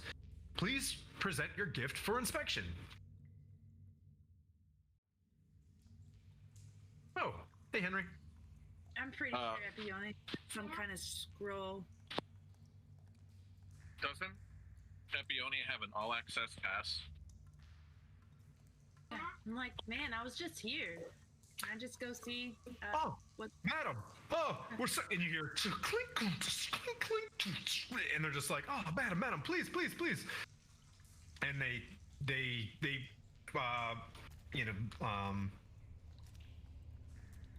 direct their hand forward. They're like, the hearth is open, which is a bar. Like, there's only like one, bar inside Hogwarts. This has got like massive Hogwarts energy inside Candlekeep. You see, people flying around on a broom up to a high tower with books everywhere, and there's just like all sorts of like just big nerd energy with the monks everywhere inside Candlekeep. You've been here before. You know that the North Building G is the Infernal Hall. It's called like Stephen's Hall or whatever, Lucifer Hall. I guess it's Infernal. I don't know. But you know where that's at, Epione.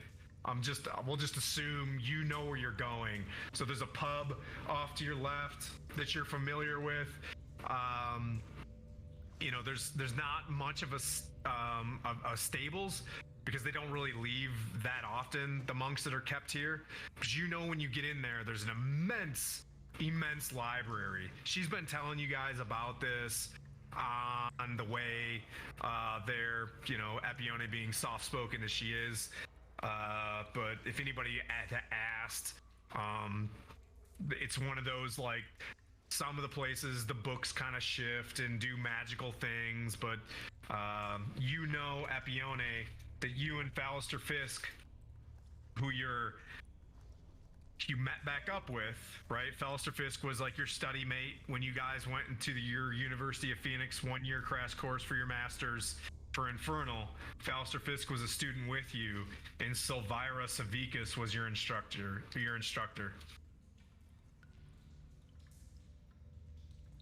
Play Dungeons and Dragons. Sorry, I'm done talking.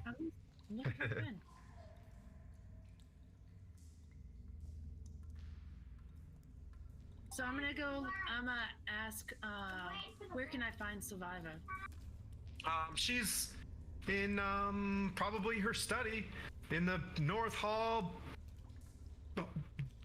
Stephen's Hall. Take the stairs. So I say it's so great to see you again. Can't wait to catch up later, but I need to go see Syra. You know that in the Hearth, you met like a couple really good friends. You know that there's an ogre that's in the Hearth.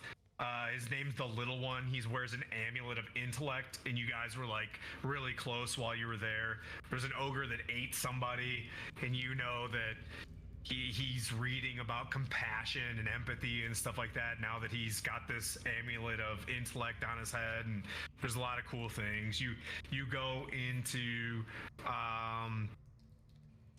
this highest tower, and Fallister Fisk begins to like bring you guys all the way. It's not the highest tower, but wherever the Infernal Studies section of Candlekeep is, there's very, solemn, quiet monks reading and you guys don't make any sounds, but they're just people as you guys shuffle your way forward. But honestly, this is like the perfect party to be going through Candlekeep. You got a high elf, you got, the Celestial Warlock, and the Archbishop of Waterdeep. So honestly, you guys aren't problematic at all. So you guys get up there. This is really good. The barbarians are doing barbarian things. This couldn't have worked out any better in terms of speeding along the campaign to campaign 2. So let me get up to where you reach her, and then we'll kind of start. So what I'll do is I'll introduce you to Silvira, and you guys can begin your questioning, or you remember that you have the Shield of the Hidden Lord, the puzzle box, and you're trying to find some sort of attunement to go to Avernus. You continue up. The walls of this circular tower chamber are punctuated by arched windows that are currently shuttered. Bookcases filled with eldritch volumes stand between the windows, while tables are crowded with specimen jars, alchemical equipment, and other clutter. Engraved into the floor of the chamber is a large 9-pointed star. A middle-aged tiefling, dressed in... I take offense to this. A middle-aged tiefling, dressed in wizardly robes, stand by one of the windows. Caught in a... ooh. There's a word I don't know. This is interesting. I'm Tell it. F-U-G-U-E. How do you even pronounce that? Fugue. Fugue? F-U-G-L... In a fugue state. Oh yeah, fugue. To be in a fugue state means to be like stuck and either pondering or considering, or you can't move out of the state that you're in. Like a fugue in music. Yes. Or like the fruit. I swear to God, I am actually an author. I do know words. I can't pronounce them most of the time. I've really only ever read them or written them. Fugue. So that's what that word means. Here I am, caught in a fugue of intense contemplation. So Yeah. I feel like that's redundant. It's a so circle. You're intense contemplation, contemplation. Perched on the corner of a table nearby is a spindly little demon with warty green skin, buggy eyes, thin black horns, and a whip-like tail. As soon as this Quasit, it's called, looks over, Slater is with you, Epione, and Slater and the Quasit begin like this two dogs fighting thing. And you instinctively know that they're just getting along, but it looks horrific. But they're just like slashing and bleeding, but you're like, yeah. And Silvira's like, oh my dear, come here. And she walks over to you and she's like, and just starts like kissing all over your face and like hugging you. She's like, welcome back. She looks at Ballister Fisk and just kind of face pushes him off to the side and just like, she's like, oh, who is this? As she looks at Valanthe and the Archbishop. She's like, she looks at the Archbishop like wearing all his accoutrement, you know, and he's like, oh, excellent. So that breaks her fugue. I can't tell you how pleased I am to see you, says the tiefling. What have you brought me? Hello, my dear friend. These are my friends. This is Henry and Valanthe. It's like, good to meet you. She's like, I've heard so much of the exploits of the Duchy of Skyreach. As she smiles to you, she's like, oh, where's that diva?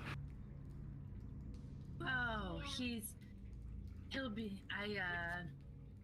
right now. As you're sitting there, the Quasit snatches the puzzle box out of your hand and runs it over to Silvira. Here you go, my little Quasit. Yeah. Oh, I'm so sorry to interrupt. It seems like you were in deep thought. But we She's like, here. she just slaps the book. She's like, oh, not deep enough for you guys. I'm sorry. It's so wonderful to have you back. She looks at the shield. She's like, ooh, Fallister, you finally found it. Oh, but not that yet. And she's like, please, may I inspect this puzzle box? Yes, that's why we're here. Please tell She me. grabs it. She's like, the flask, Jezebel. And the Quasit's just like, and looks at her, but you know it's an endearing it runs over and it grabs like this vial that you know is called Ichor, right? And in this vial, from what you've learned, is you do not want that to touch your skin. Like, it's inside of a special vial, but you know that Ichor can create some like permanent scars and disability and stuff like that. So she grabs the puzzle box and she starts speaking. She's like, I've been suspicious of this high overseer of Elturel. And as she looks at it, and you know that she's talking about Thavius Krieg. And that in the back of her mind, she's already ahead of you guys. I've been suspicious of this high overseer of Elturel for a long time, but no one wanted to hear my concerns because Thavius Krieg was widely regarded as a hero. As she looks over at Henry, who saved his city from an undead scourge, giving rise to the holy nation of Eltergard. Hailed as a savior, Thavius made all the citizens of Elturel swear an oath called the Creed Resolute, and I'm sure you're aware of this, which binds them to defend the nation of Elturgard. I met him years ago, and my instincts told me he was a charlatan. Afterward, I grew to suspect that he had cut a deal with with a very, very powerful devil, using this Creed Resolute to bind all Elturel to its dark deals. I wish to prove my theory, and I believe the evidence is locked inside this puzzle box. She pours a small amount into this of this ichor into the maze-like troughs that carve into the box's surface. She then tips the box so that the liquid flows in certain directions through the maze-like patterns until the box horn inlays pop loose and break apart. Inside the box is a stack of 9 chained links and plates, each 3 inches on a side, casts of a dark iron and stamped with infernal runes. Anyone who understands infernal can translate the runes to anybody else. Okay. So Epione, she's like, Epione, you've got the language. And Epione reads, "Be it known to all that I, Thavius Krieg, High Overseer of Elturel, have sworn to my master." And as she starts speaking it out loud, she takes a male's voice that sounds exactly like this douche canoe named Thavius Krieg that you've heard. "Be it known to all that I, Thavius Krieg, High Overseer of Elturel, have sworn to my master Zariel, Lord of Avernus, to keep the agreements contained in this oath.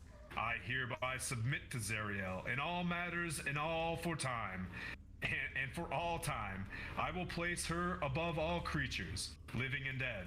I will obey her in all my days and beyond, with fear and servility. I recognize that the dispensation of the device called the Solar Insidiator, hereafter called the Companion. In my capacity as High Overseer of Elturel and its vassal territories, I acknowledge that all lands falling under the light of the Companion are forfeit to Zariel. All persons bound by oath to defend Elturel are all considered forfeits. I further recognize that this dispensation will last 50 years, and after which the Companion will return whence it came, taking Elturel and its oath-bound defenders with it. If that is Zariel's wish, all this is my everlasting pledge." As the puzzle box close again. What the hell just happened? Zariel's boss. I thought I already knew that, though. Everything okay, Manu? No. I was like, that was the Creed Resolute. You were part of the scene? Oh, okay, yes. I'm just, sorry, reacting. So Manu's playing the character of Slater now. Okay, That's interesting. so, hold on. I knew it, she says. I knew it. I knew it. Epione. And she just gives you a hug. I knew it. And her whole, thesis has now, been validated. And, her Indiana Jonesery of archaeology has now come to a culminating point. She's like, now! What? Do you guys plan on going? But Yeah. Ooh! She's like, excellent. And what's with this shield? I'm assuming you want me to figure this out? If you could, please. I think Epione said the same thing, but I heard Henry's voice, but Epione said it, and it looked like Krista said with Henry. Anyways, so I'll just get through this quick plug. She looks at this and she's like, Fallister, fine. This thing is completely beneath me.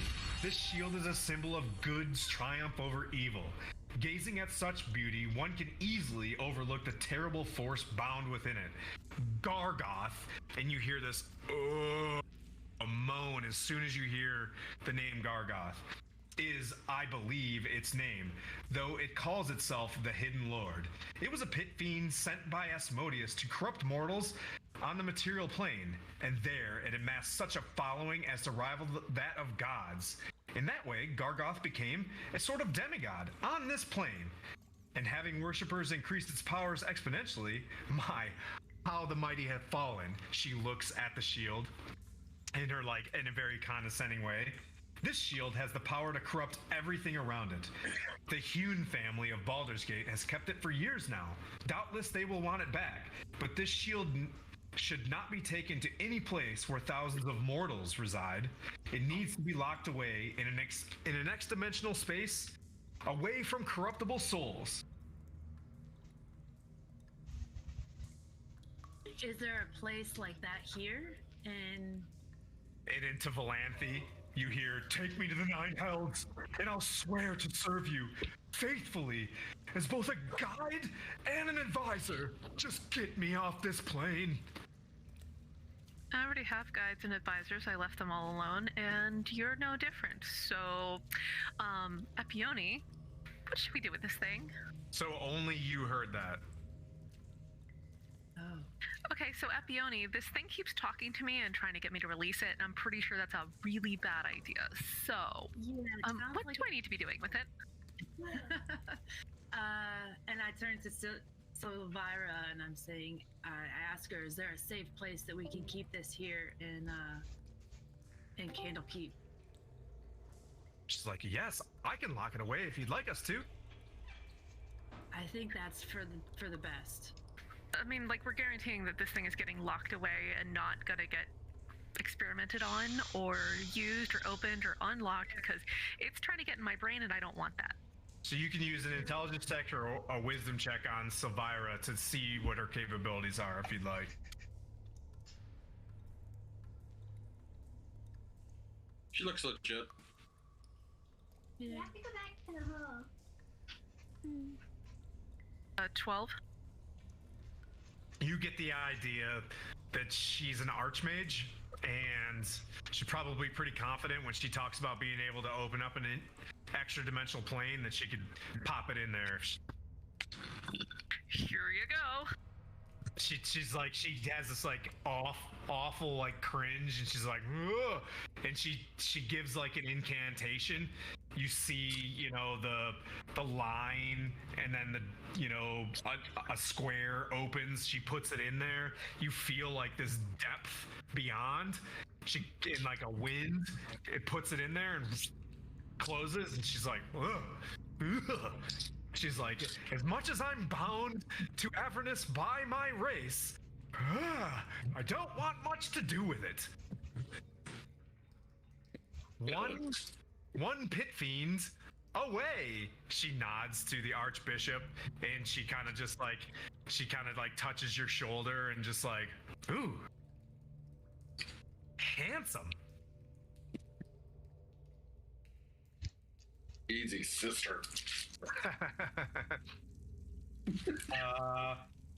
And then of course, like, you know, she says that, and you know, she reaches up and she twirls Epione's hair, and, you know, like, does like a so I'm assuming you guys are trying to continue on this journey?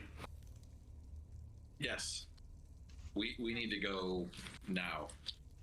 A wizard named Traxigor lives in a tower roughly 20 miles from here, and she points out her window across this, like, it's like got northern Atlantic Ocean energy, you know, it's like dark blue water, cold kind of stuff. You see the rippling cold waves outside of Candlekeep.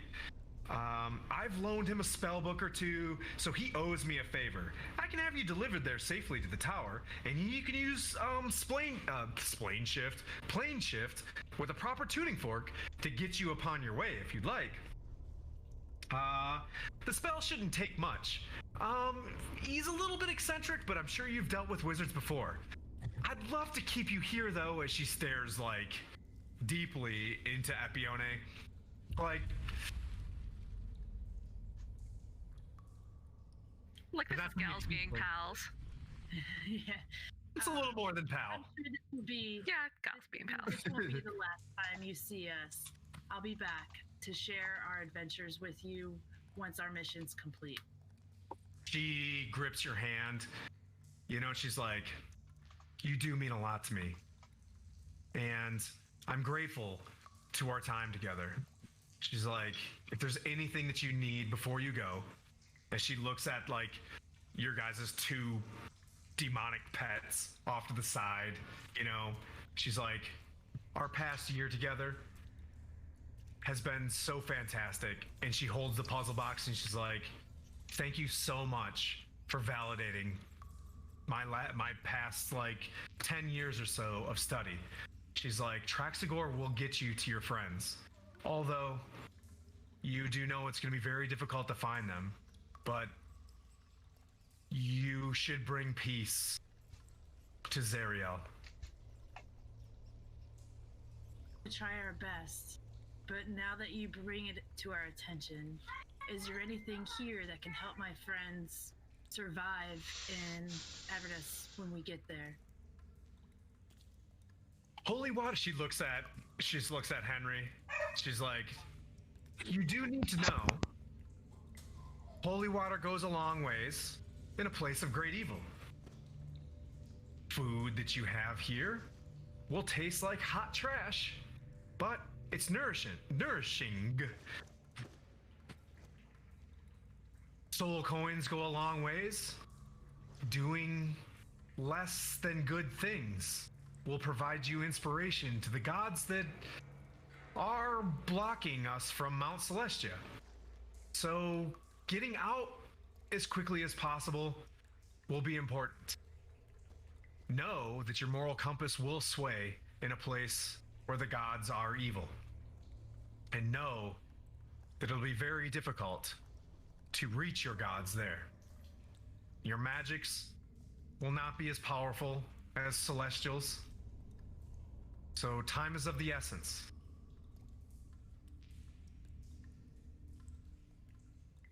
Well, with that, is there a place where I can refill my flask with holy water before we go? And She's like, his blessings. Yeah, as soon as he goes like this, she's like, she looks at you, she's like, and that's holy water, baby. You can basically do it as a bonus action, create holy water. Like, he's pretty legit. all right, just want to make sure that we're doing it. Being said, what advice do you have for us to be able to find our friends as quickly as possible? Is there anyone in Avernus that you know that would be willing to help us? Zariel knows you're here, my dear, and I think you know very well that she's going to try to turn your heart, both of your hearts. As if you don't know already, you're the blocked children from her. Your souls will be the most dear to her and her enemies. Know that the Avernus is a battlefield of demons, lords of chaotic evil, and devils, the lords of law and evil. The demons flow from the river Styx. I would avoid it as much as possible. That way, you don't get pincered by all of the evil.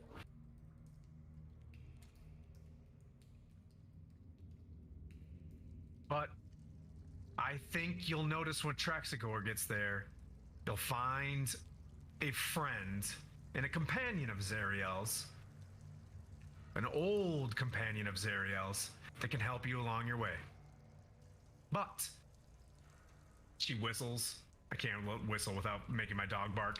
But you see four, like, however many people are in the party, griffins land on a perch, and she's like, off you go. Thank you, dear friend. I shall see you soon. You guys get on the griffins in like a sick montage of like all just, you know, just like such windswept griffin riding times happen as you guys move towards this like grayish tower in the middle of the ocean, like waves splashing against it, and you land You know, the griffin's like blackened claws grip the top of this like circular rampart tower with like the classic wooden hatch on the top of it, and everything's just wet because it's like almost like a lighthouse energy where you're at. You know, after the montage ends, you know, the wet wings of the griffins like let you guys down all nice and slow, and you see this hatch below. You know, Henry opens up the hatch. One level down, you see a cluttered chamber. Oh, the griffins take flight and head out to sea. Sorry, I don't want to take away from the authors of the Dungeons and Dragons book that I'm reading from, so I'll give you their mandatory blurb. The griffins take flight and head out to sea, flying just below the clouds. Candlekeep looks no less majestic from the air, but grows smaller as the griffins soar westward.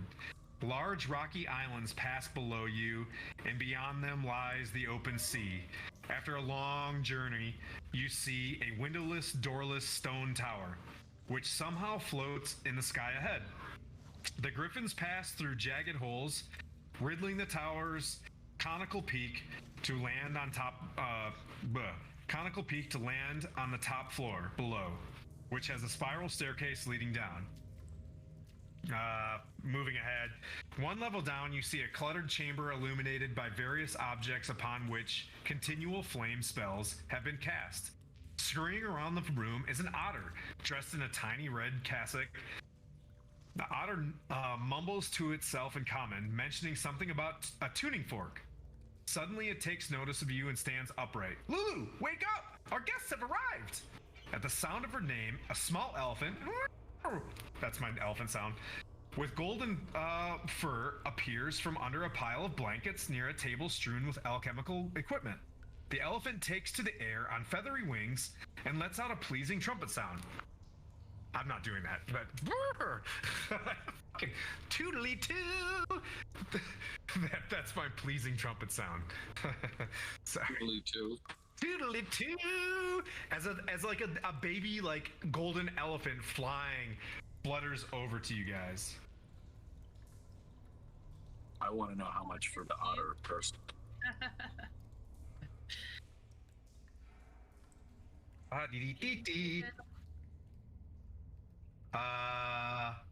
Yeah, so what's that? Is the elephant the wizard? I don't know. So you guys are gonna let them talk first? Okay. I can't. Yeah, we'll let them talk. Talking? Why do you guys do some talking? Yes. How much for the otter? How much for the otter? I am the otter, thank you very much. I am Traxagor. Good to meet you. As he spits out a fish or whatever otter stuff do, but like, he's like, "Hi, I'm Traxagor. Great to meet you." As he runs up, he's like, "No. I need to find this fork. Silvira told me to find the fork." And he's like scrambles around. Please find the fork. I asked Slater to Gotta help come. him look for the fork. Huh? It's like Traxacor. Don't I know Traxacor? You've heard a lot about him from Silvira. Okay, the name is very familiar. Sounds like Paxicor. Sounds like that. Yeah. That's why. But he's obviously pretty cool because he's a fucking otter. Just saying. So I say, Traxacor, please let my imp help you look for this fork. Silvira sent us here. She said that you could help us get to Avernus. I'm having trouble skipping ahead to the next. Tale of Two Cities, Candlekeep, getting to Avernus. Traxagor's Tower.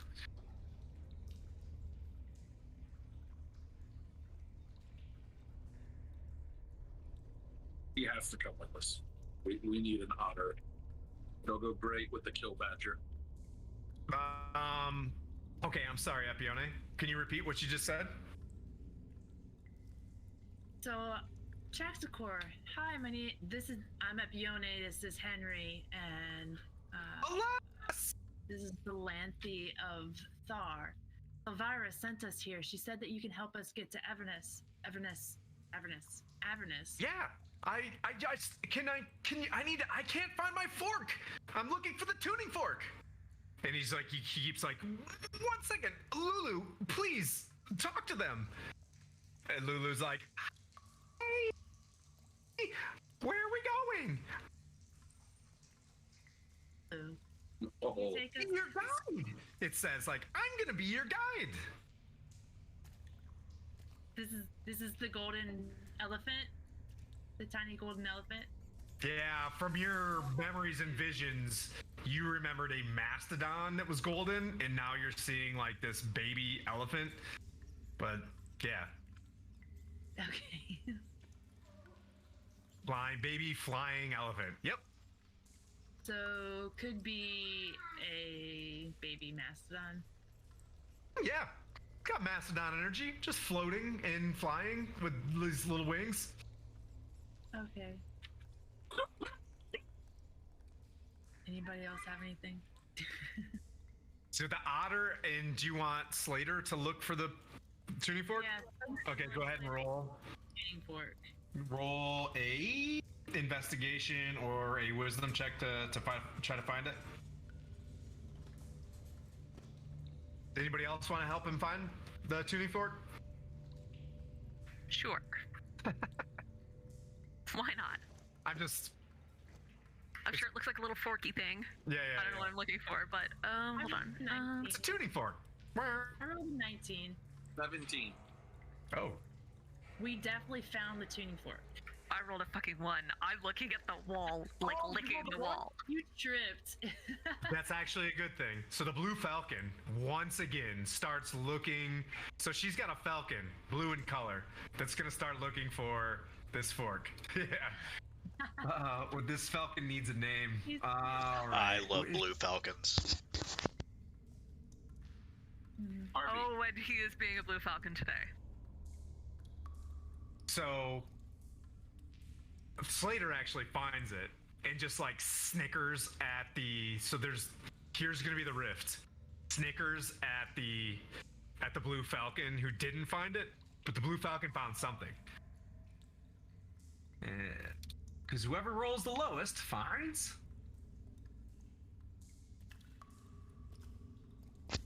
Nachos. Do you have two 10-sided dies and know how to 10-sided die and know how to roll a D100? Kara? Give me 1 second.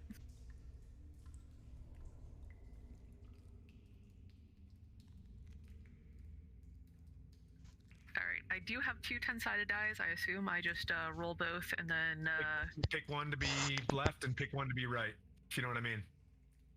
The high and low. well, they both look the same, so we're just gonna kind of guess, but let's go. Or you could just roll the first one and be like, that's the 10s, and the second one will be the 1s. I rolled a 32. Ooh. Your.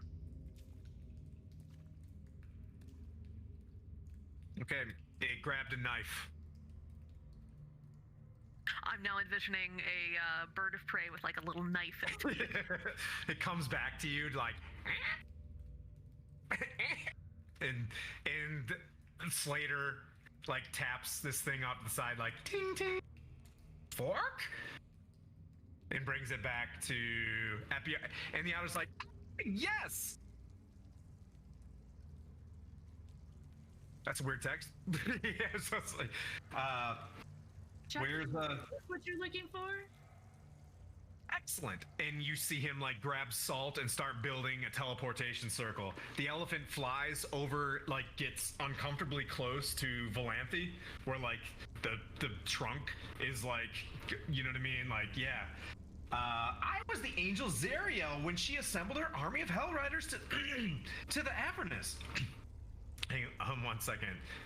As I clear the snot bubble that's just grew up in my neck. I was with the angel Zeriel when she assembled her army of Hell Riders to attack Avernus. Through the gate we went, tearing through devils like a song through the air. Victory was within our grasp until some of the Hell Riders betrayed us. They retreated through the gate and sealed it behind us. Can you believe that? Before she was captured, Zariel told me to hide her sword so that it wouldn't fall into evil hands. Someone helped me hide the sword. I don't remember who it was. We found the place to hide it, but I don't remember where. I escaped Avernus, but I don't remember how. Most of my memory is gone, and I don't remember why. I think I need to go back. Would you like to come with us? Yup. Great. We could use your guidance. We need to get to. We need to talk to Zariel as soon as possible, and hopefully find our friends along the way. I have so many books. This was a lot easier when I was moving 0 miles per hour in the planning. She's like, I can go with you. Let's kick some evil's butt. And she like slides her, like she butt checks you with her elephant butt. I like Her mini flying elephant butt. My tail just came up and tapped her. And like wrapped my tail around her, and like she's sitting in my tail now. This is great. She's like super duper sweet and it has like little girl like super energy. Is she like a K-pop girl? What's up? Maybe. I will Just read add. for K-pop. Okay, let's go. All that shit. Okay, so you guys get into the teleportation circle, and the otter's like, well, and he sits this little like sock hat on his head, and he grabs these like little bifocals, and he's just like, you know, Traguna!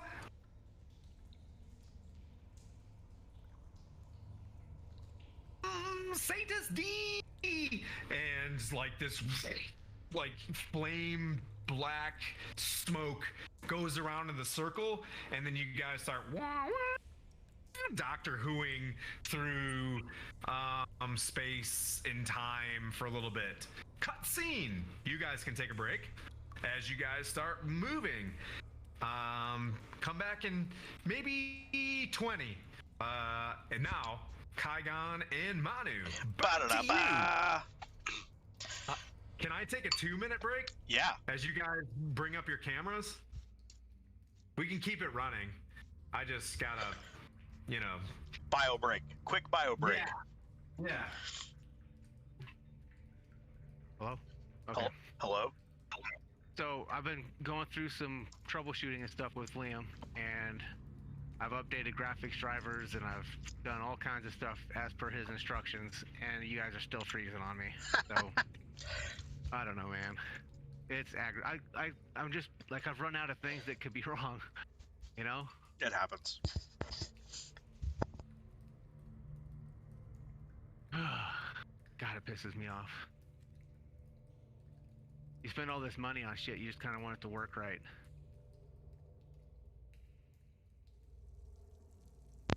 If it helps, mine's been a pain in the butt today too, so. That doesn't help at all.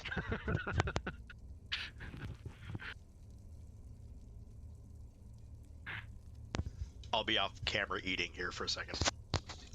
Yep, no problem.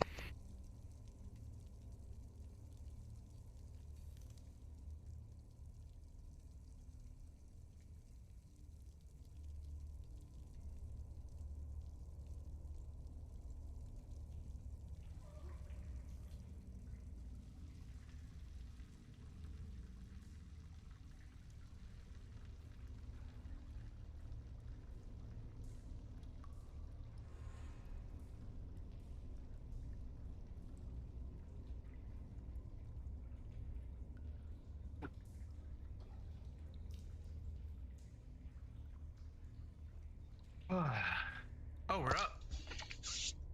Hi, everybody. Hi, chat. Hello, hello, hello. We're taking a live break. I feel Yeah. like this is the better way to do it.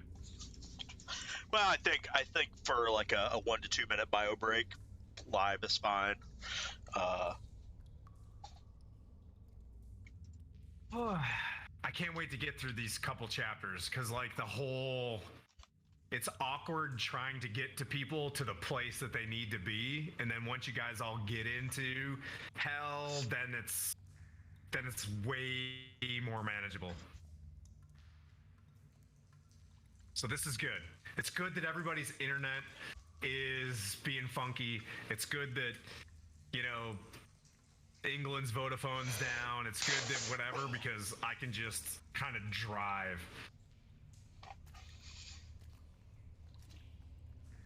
I'm sorry. I'm gonna go ahead and disagree with you and say that it's not good that everybody's internet sucks, because it's really pissing me off.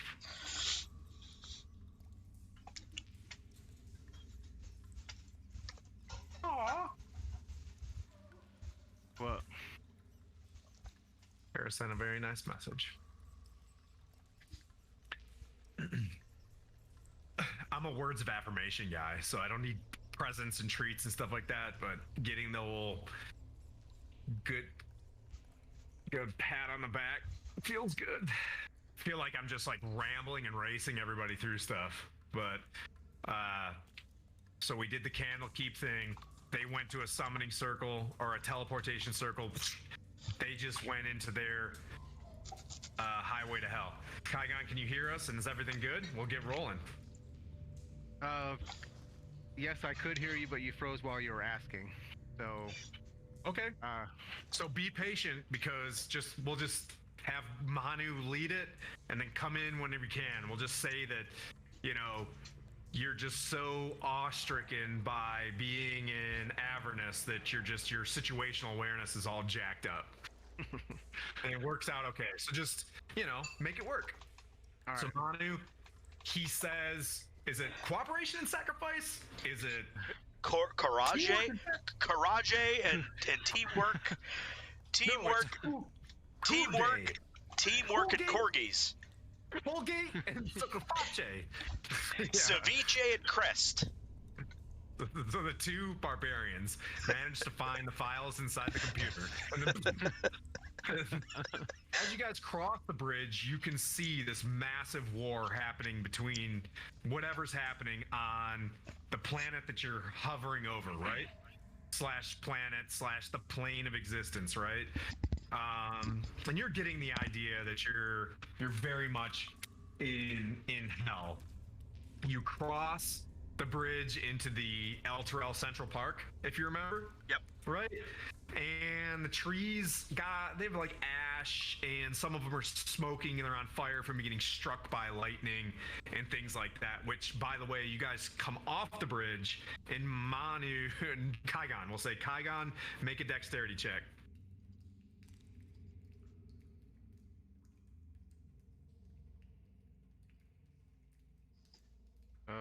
Dexterity is +3, so that will be 12. Oh, fun. The orb above you strikes you with a bolt of lightning. Hello. 30 lightning damage. Oh, okay. I'm resistant, so that's nice. Oh, that wasn't so bad. This place sucks, doesn't it? It does. It's almost like it's hell. Yeah, what kind of hell are we in right now? Literally. Yeah. This place is like hell. It is. You hear from down the hall. Interesting fact. It doesn't get worse. God, who created this place? And as you say, God who created this, so you hear like from the heavens, me-ish, but not for. Why? Not Why for- did you do this? For dickheads. This place sucks. It's like that line from Spaceballs. How many assholes we got here? Yo! Keep firing, assholes. That's the way. So that's how we step off the bridge, yeah? Yep. And then you can head up the central hall, and then Yeah. Here, Kai. You guys hear Kai's panic attack as the UPS van showed up. If I see anything that I recognize, like the Two Antlers Tavern, I know was to the right side of the Central Park. Yeah. But I know our goal is to get to the High Hall, so we're gonna beat feet. Yep. So you see that. You see the few of the merchants. I think it was like Sir Regal's store. That paladin, that old retired paladin, that's there. But it's all like either boarded up. Hang on one second. There's obviously someone at the door. There's nobody at the door. There's somebody picking up stuff that I put on the front porch. Oh, okay. Getting Kai's having a hullabaloo out there. He's having a great time because he gets to bark. That's like his favorite thing in the world. So you see these things, but they're either like boarded up, like apocalyptically, they're completely vacant. The windows are smashed in, completely looted and stuff like that. You know that like you guys don't have much cover. As you're heading towards the High Hall, you see like streaks of, winged beasts kind of like flying around above you and stuff. So it's not like you get the idea that if you hang out too long, it's gonna be a collection. Yeah, we'll beat feet from tree to tree, and Okay. Can you bring up the map of the High Hall? yeah. Let's figure that one out. And you could probably get rid of the zoom map if you want to, because if that's eating up your CPUs and stuff. Yeah, I'll actually. Yeah, I've got an idea for that. Okay.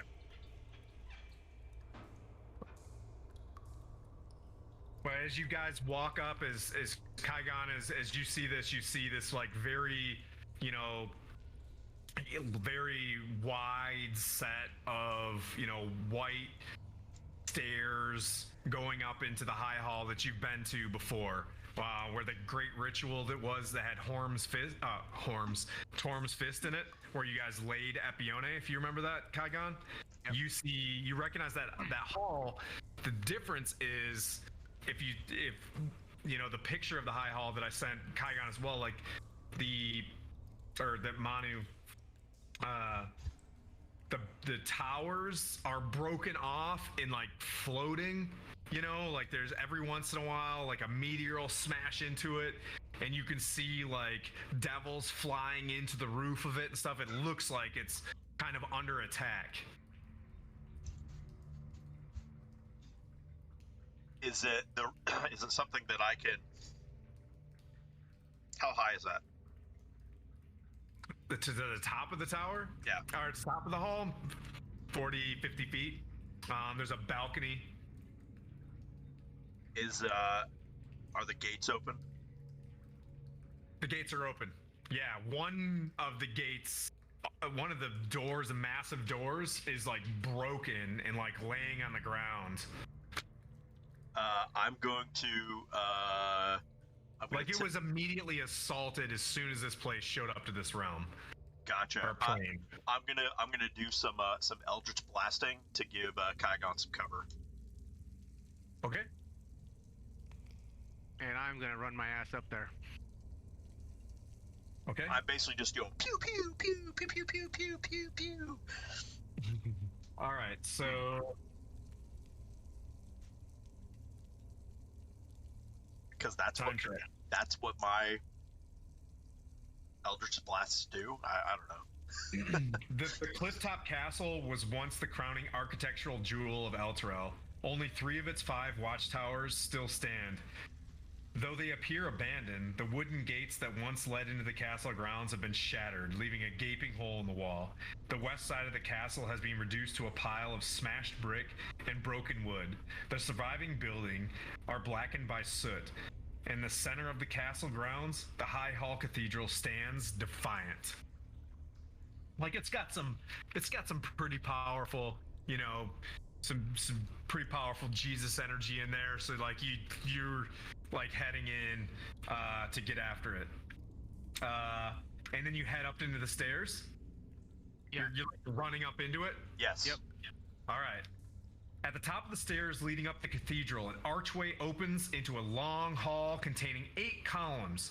Some of the columns have been carved to represent Torm, but the infernal magic of Avernus has warped the others to represent the likeness of a winged female devil wielding a luminous sword. So as you're walking up and seeing this, you've seen where some of the art used in the frescoes and stuff like that are being illusionary, like changed to be corrupted, right? So like the place is like slowly being corrupted, and as you get up into that center, that area to the east, right? So you see the stairs. There's the if this was a Star Destroyer, this is where like the bridge is, the bridge portion of the cathedral. As you enter, above the north-seeking arrow, so that thing just to the left of the north-seeking arrow, that long north-south looking hallway. As you get into there,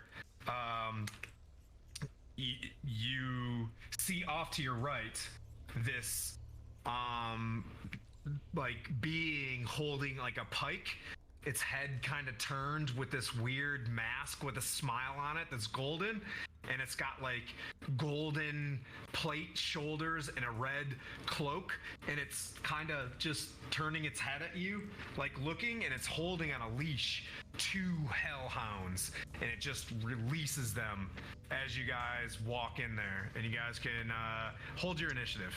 You can keep the same initiative, and you have a higher initiative on these creatures. So just a theater of the mind. They're off to the north. And it would be Kygon's turn anyways, and he just went deaf. We'll wait till he comes back. Kygon, can you hear? Poor guy. Oh, that sucks. Waiting. There, he's back.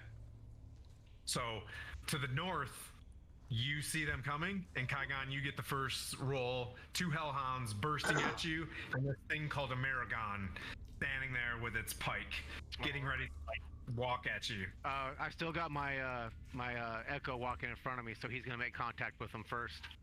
Yep, this will be all theater of the mind. Yep. So let's. I'm rolling with reckless attack. At who, the Maragon or the hellhounds? The hellhounds are closest, so I'm gonna get them first. Okay. That's 17 plus 17 is 34 to That's hit. a hit. Yep. It's 5, so 29 to hit. Sorry. Okay. And that will be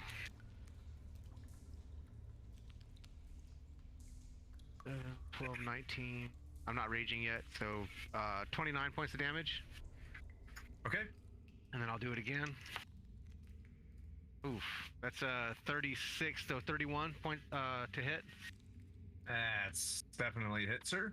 And that is 9, 21, 31 points of damage.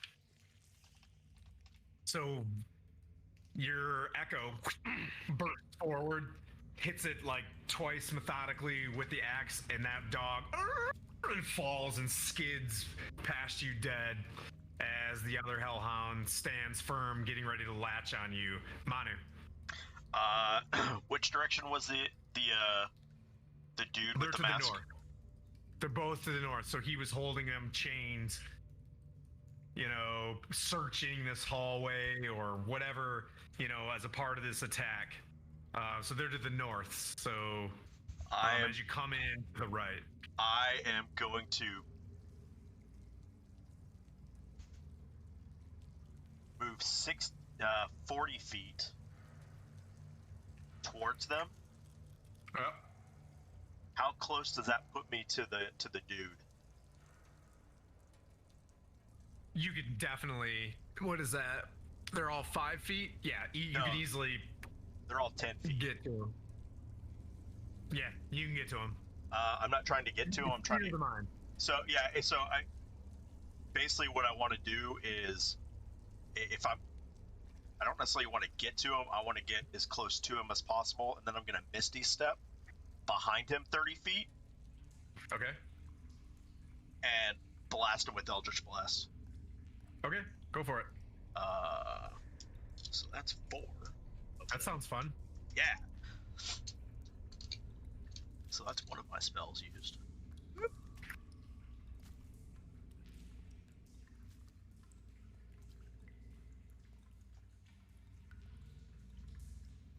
there's a crit. So +7 on those. So there's a. Am I share screening or are you share screening? That's me. Who's share screening? That's me. Share screening? Screen sharing? Screen sharing. So I've got a crit. Share? I've got Okay. a 22. I've got Hit. a 17 and a 16. All hit. Nice. Shit.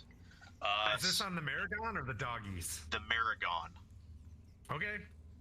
Roll that beautiful damage footage. Okay, so the crit. We'll do the we'll do the crit first. So 10 plus so 17 on the first one, Okay. and then the other 3 I'll just do so that's 3, 12, 19 on the other 3. Total? Or Yeah. all 3 or 19? All three. The other 3 were 19, and then the first one was what? 17. Okay. Okay, so you're just like, bam, you know, you're shooting all of this. This energy looks very natural to where you're at right now. As you're shooting your Eldritch Blast, all the blackish smoke that you've seen with like the wisps of sparks of, you know, flame and whatnot that come out of it, you're just hitting him with these streaks of shadow and darkness, and just like they all connect, and with the force damage, and you see its mask pop off, and the robe just hits the ground with like some bones that kind of just fall off to the side, and the dog just keeps like rushing towards Manu or Kaigon, but the Maragon is deceased. Well, that was easier than I expected. I wanted to ask him who his master was. Son of a bitch. You'll notice that at your guys' level, this is more of a battle of attrition than it is. Let's see. The dog is going to bite. The dog bites when the bee stings. All right, so the dog. Melee attack. What? When have I used something that only gets 1 attack since like Fandolin? So if that dog runs past my echo, the echo is going to get an attack of opportunity, and if it hits, the dog has 0 mobility till its next turn. Okay, go ahead and hit, because it's heading towards you, not the echo. That's a 35 to hit. Ah, big miss. No, I'm kidding.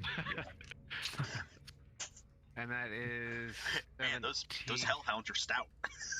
17 points of damage. Oh. And it has 0 mobility. It just kind of like, it stops and rears back at the hellhound, and it'll just cast a bite. You're, oh no, because it rolled a 5 to hit on the first one. So does a 10 hit your echo? No. Yep. It just, your echo smacks it with his sentinel. It reaches around to try to bite at you, or at your echo, and completely misses. And the first time ever that I've missed your echo. And it's back to you. All right. And so my echo is just going to wail on it a couple more times. Dude, Kaigon's smashing this. Kaigon can hit. That's 24 to hit. What's a hit?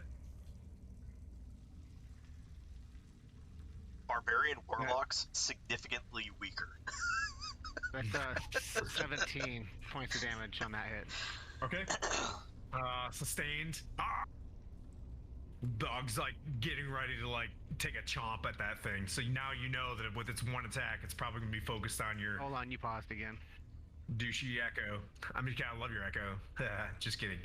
But that's his turn, or does he get 1 more swing? Does he get 1 swing or 2? He gets 2. I thought he gets. You He should gets get 2 2. swings. All right. We're currently frozen. Okay, gotcha. Did you get 1 more hit? Yeah, I got 1 more hit.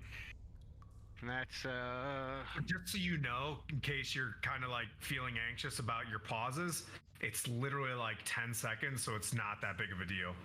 yeah, but it sucks because everybody's just sitting there waiting for me to, especially when I'm the one that's supposed to be talking. Man, That's I don't want only to- because you're empathetic. We really don't. It's Okay. Dungeons and Dragons, baby. All right. For all we know, you're thinking. Yeah. Really slowly. That's a 31 minus 5 would be 26 to hit. That's a hit, sir. Ooh, 2 sixes. That's 18, 28 points of damage. So your echo, you know, as you see this as well, Manu, this echo is just cleaning up, and you're about half damage and stuff. Just doing your best, being like, if I wouldn't have died by that beholder, I would be super strong right now. And you just, this echo just starts smashing this thing, and another hellhound drops, and the hallway goes quiet. Kaigon, you could look to your left, and you see the high hall. The high hall looks a little different. Remember, you saw the pews moving forward in this great, Vatican-looking, gigantic room with the chambers off to the left, with different areas to, not like reliquaries, but different altars and chambers where you can go do other prayer things. But there's these massive 40-foot curtains, right? That are, as you look in, you see these curtains blocking where the altar and stuff like that were. So there's these big curtains now that are partitioning off different sections of this place. Can you imagine that? So you see where the squiggle lines are on the map? That's where those are curtains. So Okay. as you look in, you can see these big spiral staircases that go up to where where the organ and things like that were played, and the balcony where like the choir gets up there, and they're like, they do in the white robes, and they're doing the thing from back in the Elturel days. They're not up there now, but that's where those spiral staircases go. But the hand of Torm is masked to you by these huge gossamer curtains. Did I use that right? Gossamer? Anyways. Yep. We have an author. This is fantastic. Yay. All right. Do we want to just go through those curtains and kill what there is to be killed? How about this?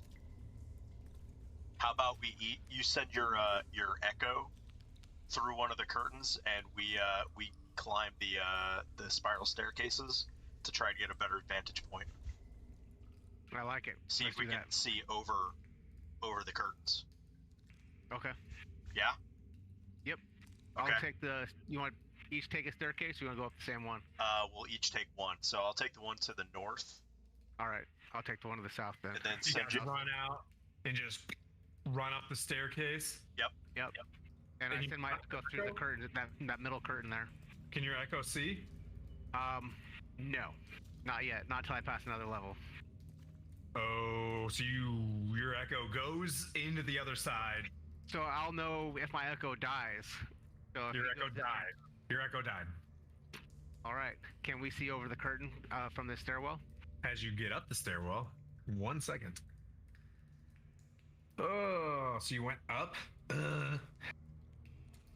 So as you get up to the top of this, you see where you saw this massive pipe organ to the top. There's another, it's a big balcony with a humongous pipe organ, and as you climb the stairs, right, to the outside, to the east, is a balcony, right, where the Elturel Thavius Krieg would come out and say like words, and blessings and stuff. Where those they're almost like battlements as well. They were like, because this is big paladin energy as well. There's that side, which has like 2 doors to the north and south to get out to these big bastions. And then there's a pipe organ to your front. In front of the pipe organ,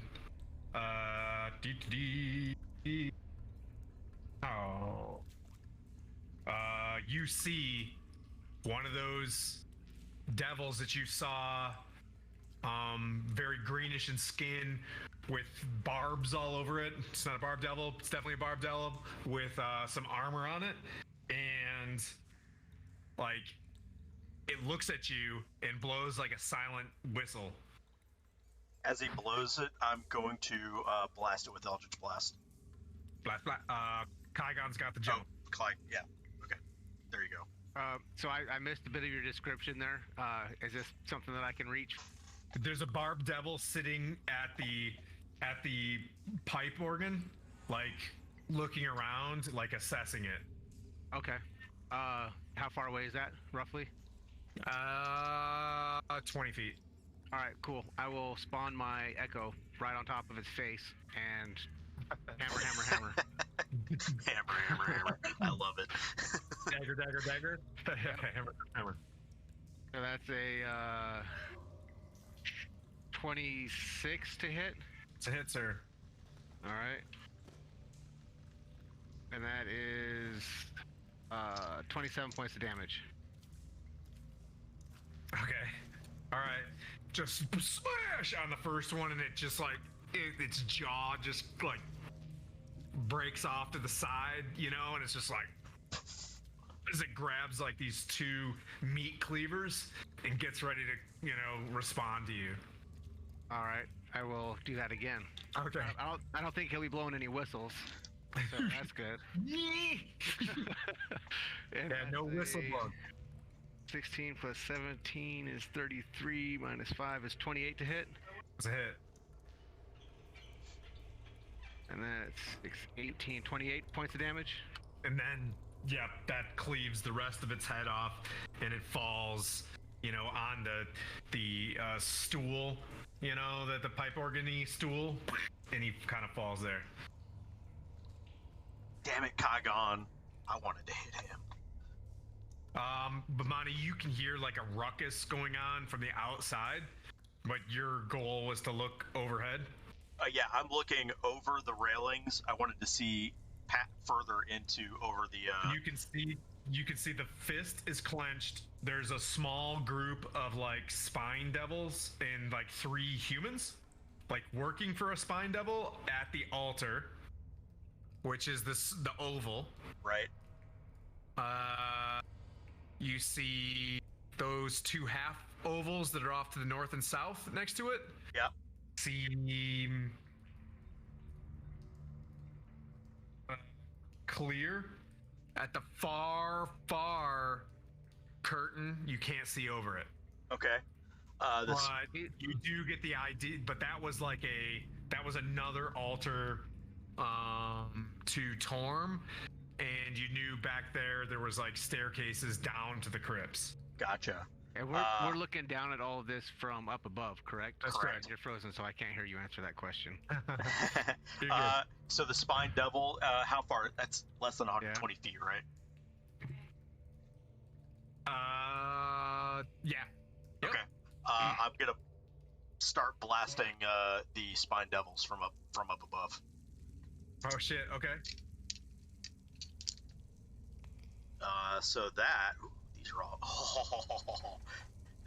So this is all with +7 to each of them. So that was a 16, a 17, a 19, and a nat 20. Okay, they're all hits. So we'll hit one of them with the crit and see what happens. The spine devil? Yeah. Okay. So are you just like hitting and then moving? Yeah, exactly. Okay. So that's 18. Oh, for the spine devil? Yeah. It hits the ground and it flies on its back like, ah! It's still alive, but it is not looking good at all. The second one hits him with another 4. Dead. And then you fry it, and the 3 bandits are like looking up, and they start like getting ready to run towards you. And then the other 2 are going to hit another one for another 12.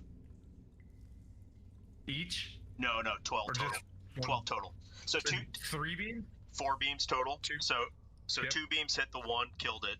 The other 2 are going to go after another one for a total of 12. Oh, way dead. The first beam that you hit killed him, and then for a total of 12. Yeah, that killed him. So, okay, so the first one, the crit hit him but didn't kill it, right? Yeah, like The barely. Like Yeah, the second one killed it. The other 2 beams are going after another spine devil. no, Or there's one spine devil and the other are bandits. Oh. One spine devil and 3 bandits. Oh, okay. Sorry, buddy. No, that's fine. I thought there was multiple spine devils. Spine devils are like a one rank above. That's like a lance corporal. If a corporal is, you know what I mean? Like, What do what do the bandits do in one reaction of to them that? is annihilated. Yeah, they're just booking. They just like taking different directions. Okay, They appear to be just like cowards I'll just from let 'em- Elturel. Yeah. I'll just let them run. Okay. And Go ahead. I was gonna say if I got a chance to throw my freaking echo down there, I don't want to let them run. I don't want them to die. You don't want them to live or die? I don't want them to live. I want them to be dead. Yeah, go ahead. Send one. All right. So my One echo's is gonna... dead. There's only 2 bandits left. One's going to the north and one's going to the south. Okay. I'll try to get at least one of them then. Okay. They're together. Drop your echo. Have fun. Live your best life. 19 to hit. That's a hit. Phew. Echo drops. Takes a slash at That's 19 points of damage. dead. All right. And the other one's like you're still in melee of the other one if you want to hit it. Okay, Like, you can I go do want one to way and then the other way. just And that's a 26 to hit. That's a hit. How far can you throw your echo, by the way? 30 feet. And then it can move an additional 15 feet after it lands. I wouldn't be able to make it from where you are at the organ. Wait. No? 45 feet? Yeah, it would. Fine. Fuck it. Yeah. Okay. Come on. All Rule right. cool. You guys are having a great time. That's, But I'm going to manage the distance on this from here now. Yeah. okay, yeah. You That's, got those 30 2 echoes. Whack, whack. And you points notice, of damage on that one. yep, they're dead. You guys managed to just totally smash that little cell that was around that thing. And you get the idea that this place is starting to be ransacked by these groups of devils inside this holy sanctuary, to Torm, which is your god, correct? Yeah, that's my yeah. boy. Yep. Yep. So you can't see the main altar, you know, where the you know, Thavius Krieg used to give his sermons from, way up to the front. But that sanctuary in the middle, where that holy area where the fist was, is still kind of, it's now clear, and the fist is closed. Right, you see the lever next to it. We've had this discussion. I don't think I need to give any more hints beyond this point. Yeah. Are those the dark gray parts that are kind of odd shaped? Is that pillars that go up to the second floor? The curtains look like they're attached to them. Those are the 8 pillars that go to the roof. Okay. Yeah, they're just like these, you know, black, marble-y, granite-y looking pillars that are just so fabulous. You know, just whatever in your mind is the most legit looking Vatican looking area. Like that's what this is, and you just wanna. If you were a paladin, you'd be pissed in here. All right, I'm going to climb down the southeast pillar down to where the little diamond-shaped deal is. So going down the stairs? No, the diamond-shaped pillar. I'm just going to climb. I have my climbing speed is the same as my walking speed, so I'm just going to kind of cockroach my way down that thing, down to the floor. But we're Awesome. We're like 50 feet away from it. Yeah. You guys. So you guys we're on the stairs still? No, we're like on the You're in a balcony above it. You're in a balcony looking at these things. Yeah. All right. So you have to go back down the stairs up to it. Okay. Is there anything else that we need to see up here, Manu? Nope. I just wanted to get a good vantage point up here. You're frozen. I'm sorry. You guys move down. Every time I ask a question, they freeze. Poor guy. I've totally been there. Yeah, so Go ahead and lead, Manu. You're heading Yeah. back down. I'm gonna jump off the balcony onto the floor. That sounds awesome. I'm just So jumping Manu down. jumps off the Bam! balcony, does an Avenger land. Take your 3d6 damage, bludgeoning. Take 4. You take 8 bludgeoning, so 4. Because Nah, I'm it's- assuming you're still raging. Nope, I'm not raging. So 8. So I'll take the 8. Okay. So Manu just jumps off the balcony. Well, shit. So do I. Oh boy. All my friends are doing You it. don't want to hang on to these old HPs, guys. Rest might be weird here. All right, so 9, 10. You take 10 bludgeoning damage. All right. And then I'm just gonna burst. I'm just gonna go through the curtains.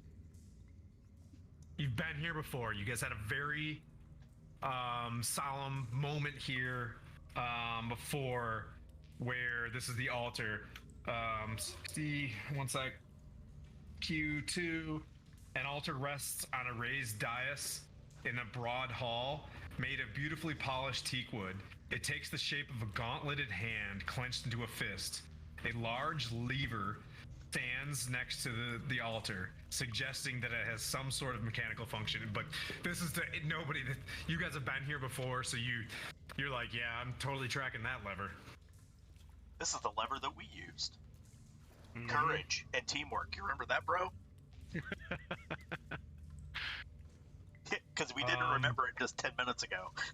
Did you know that there is a lot of magical qualities to this? Like making a religion check or anything like that is like, it's like, this is a really good spot to, take the time to, if you want to talk to Torm or you're at the spot, Kaigon, that you feel is your Torm center of gravity, right here.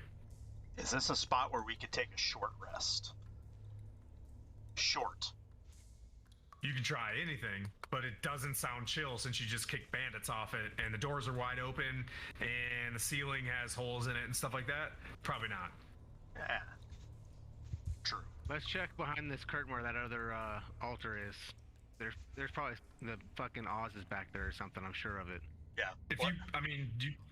do a quick, like, you want to keep like blasting through this? So is your intent to clear the building, or do you want to make any assessments on where you're at or anything like that? Well, let's clear the building first, and then we'll go from there. Yeah. So the only thing that I couldn't see from up above was through the curtains to the direct west. So let's go ahead and pull the curtain back So let's there. pause you guys then, since we're at the 4-hour point. Pick you guys up. So we'll pick you guys up where you're at with the clenched fists. Okay. Right on the next session, and then Henry and Epione and Valanthe, you there? Yep, we're here. All right. Oh, we're driving. All right. So we'll give you guys the closer here.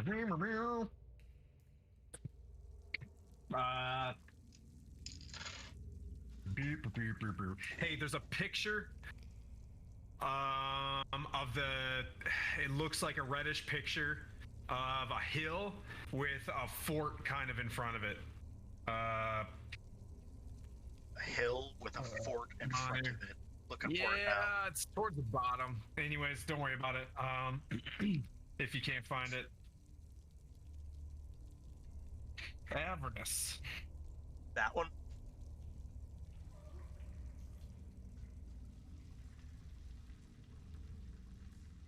Yeah. Does it look like a hand? Yeah. All right. So Valanthe, Henry, and Epione, you guys all, it's like a big swirl of blackish smoke dissipates around you as you feel this stinging like wind against your face, and And Epione, you don't remember being here that much when you went to Mordkanen's Tower because you kind of went full coma when you arrived in Avernus. So this is the first time that your skin, despite being a celestial warlock, your skin feels slightly normal.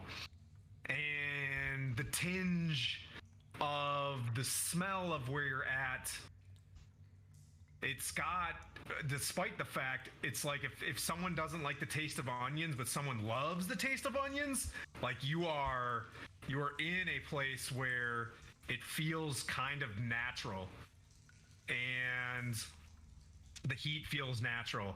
Valanthe, it's like an immediate, a gut-wrenching, putrid smell gets to you. Henry, a hopelessness hits you as you look around, and you just you look up into the sky and know that cloud cover, the overcast, will never go away.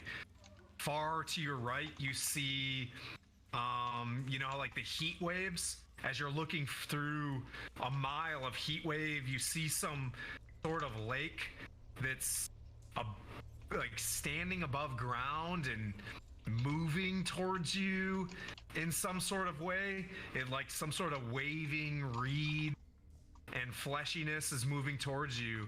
And as you look to your front, and the heat waves kind of let your eyes clear a little bit, you see some sort of metallic iron, almost like a junkyard fortress around this hill that looks like a hand, where inside the hand are deepened caves, and you can walk forward to one of the guard towers in front of you.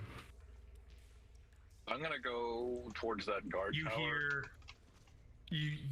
As you walk towards the tower, you see the otter kind of scurry off and look at you, Henry, and Maggie, seek Maggie, and he touches his nose and he disappears into a teleportation. Capsador! I wanted him to hang out. So taking a deep breath, assessing the location, I'll move towards the tower to get a better vantage, and I'll let the party know, hey, I want to go up so I can see more. And just so we're clear, do not like this. A fortified compound sits atop a low plateau that rises out of a crater-pocked landscape. At the center of the compound is a hill of rust-colored stone that resembles a hand clawing out of the ground, with gaps between fingers. A jagged wall made of rock, bones, and metal debris surround this hand-shaped hill. Other highlights visible from the distance include a gatehouse, atop which stands a half-dozen small figures on watch. Interesting. Elephant still here? What's that? Well, Golden elephant still around? Yep. Okay. I'm gonna ask him, does he know? Do you know? I'm a she, actually. And she lifts one of her legs. Huh? Did you say genie? She's a she. Vagini. Sorry. Kinda hard. It's okay. Maybe you haven't seen a holy font before. A holy No, font. you're my first. I used to be able to shape change into a golden mammoth. In this form, I used to serve Zariel as a war mount. You know how to find her? No, not yet. But if we keep on, I'm starting to remember things. That was a memory she just had, that she used to be a mammoth. Okay. I will follow Henry. I'm gonna relay what I see to the team. You see 7 little red hats moving back and forth on top of this tower in front of you. Henry, should I disguise myself? Yeah, why don't you take the lead from here and do some of that cool warlocky stuff? Or even, I don't know if you want to 6 Slater, get a better lay of the land, if you will, and figure out, what's where and where our best chances of finding Maggie are. So I'm going to. I think I still have. Good. I have to look at my cantrips that I never use real quick. Yeah, I had to do that earlier too. Cantrips. Who uses spells without slots nowadays? It's a great thing For about poor people. It's a great thing about It's for Eldritch poor Blast. people. Well, tricky ones, not the. We don't want to do any damage here quite yet. We can send the Blue Falcon. Four, It's been fantastic. Okay, so I do still have minor illusion in it. I'm gonna put just a ring of fire around us. Okay. To kind of look legit. Yeah, to mask us, and I'm gonna send Slater out to do kind of like a recon, and I'm gonna warg out so I can see through his eyes of just our. You climb up and he sees the same thing. He sees this massive vehicle junkyard on the inside of this place. Some people moving around, and a hand, but it just looks like a big trash yard. Is there a main road or anything other than this tower? Well, there's a weird moving lake moving towards you. We want to stay away from that. Might be a fun lake. A very fun, awesome looking, fun, nice lake moving towards you. Yeah, if there's no floating think there's anything swan fun paddle in boats. Place. And then there's the guard tower, and there's guard towers kind of around it, and there's these little tiny, gnomish people with red hats inside these towers. Yeah, if there's no swan floaty boats, I'm with Epione on this one. Lake not interesting. Slater comes back. What? He says to you. He's got an attitude now because he's in hell. Oh. It looks like we're heading to the tower. I am going to put some magic on myself, and I'm going to dress myself as one of these people in these red hats and robes. And we're going to walk. You're going to go you're going to turn into a gnome? Like a reddish goblin looking gnome? Sure. Yeah. Okay. Hold on. No, because I can't disguise myself at will. You are a tiefling, you know that, right? Yes, You look like you're from here. It's one of my invocations. You don't really have to disguise. You are a tiefling. You look normal. This is your. Yeah. It's the guy. It's the guy with the halo that sticks out. And all that other stuff on. I have lots of fun stuff on me, so I am going to disguise myself. But you don't have to go so hard in the paint, though, right? I can do it at will. We're good. Okay. Yeah, I think I stick out like the turd in the punch bowl. Yeah. Oh, maybe. You might want to disguise me too. Put you in some chains. Maybe we just. Some chains. We're gonna gimp me out. Right. Henry the Gimp Cleric. Got a zipper mask on now. Yeah. Get some red paint. I mean, Maybe we should put some red paint on your face. Yeah, just get some red on me. I'm sorry. Rocket. I don't know what else to do. I could put Slater on your shoulder. Then you make you fit in a little bit more. Yeah, that might not be a bad idea.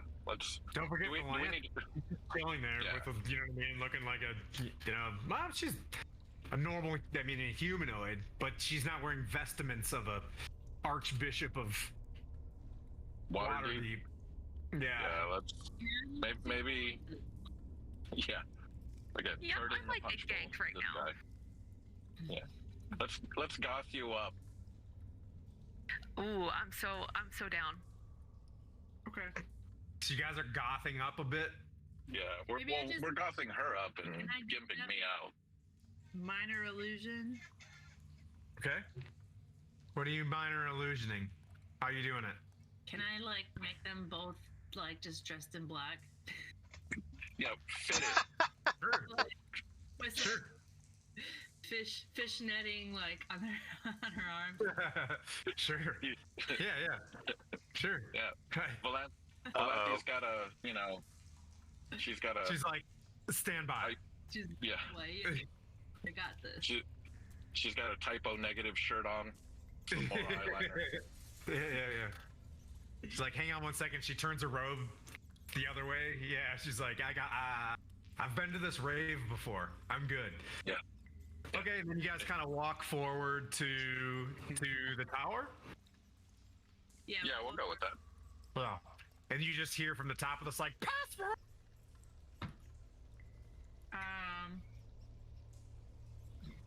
Courage and teamwork.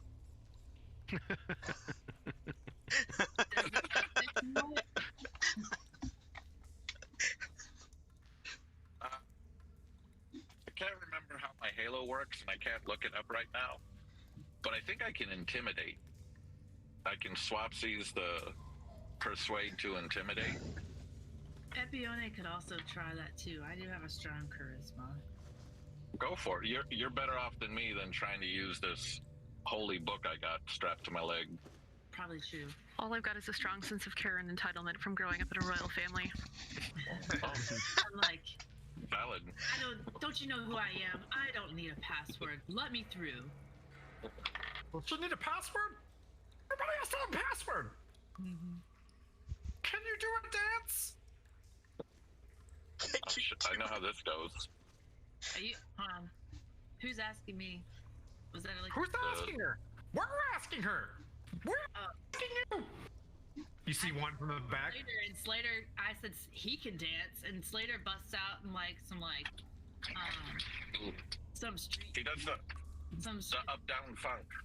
Yeah, the password dance, and they start like yelling like the password dance. And like, we don't have a password, idiot, get in here! And the door opens, and the door opens up, and you get in there, and you start seeing like all these weird looking like vehicles and engines sitting out, and it looks like just this massive like huge vehicle yard, and there's all sorts of like metal and contraptions everywhere, and you keep moving forward until we meet next time. Sorry we went a little bit longer, But that's okay.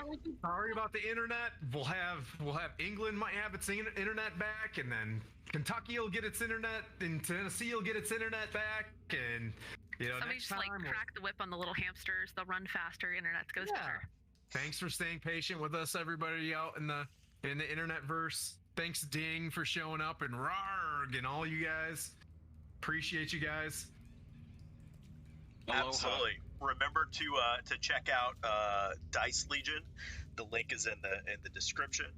Be sure to click on that link and then use promo code Stronghold, and you'll get 10% off of your order of dice, and then dice accessories is what they do. So, thanks everybody for showing up, and we're doing this again next week. Correct? Yeah. Sure. I know Christmas is Yeah. coming up, so awesome. We'll see y'all next week. Ciao. Bye. Buonasera. Love you. Buona noche. Bye.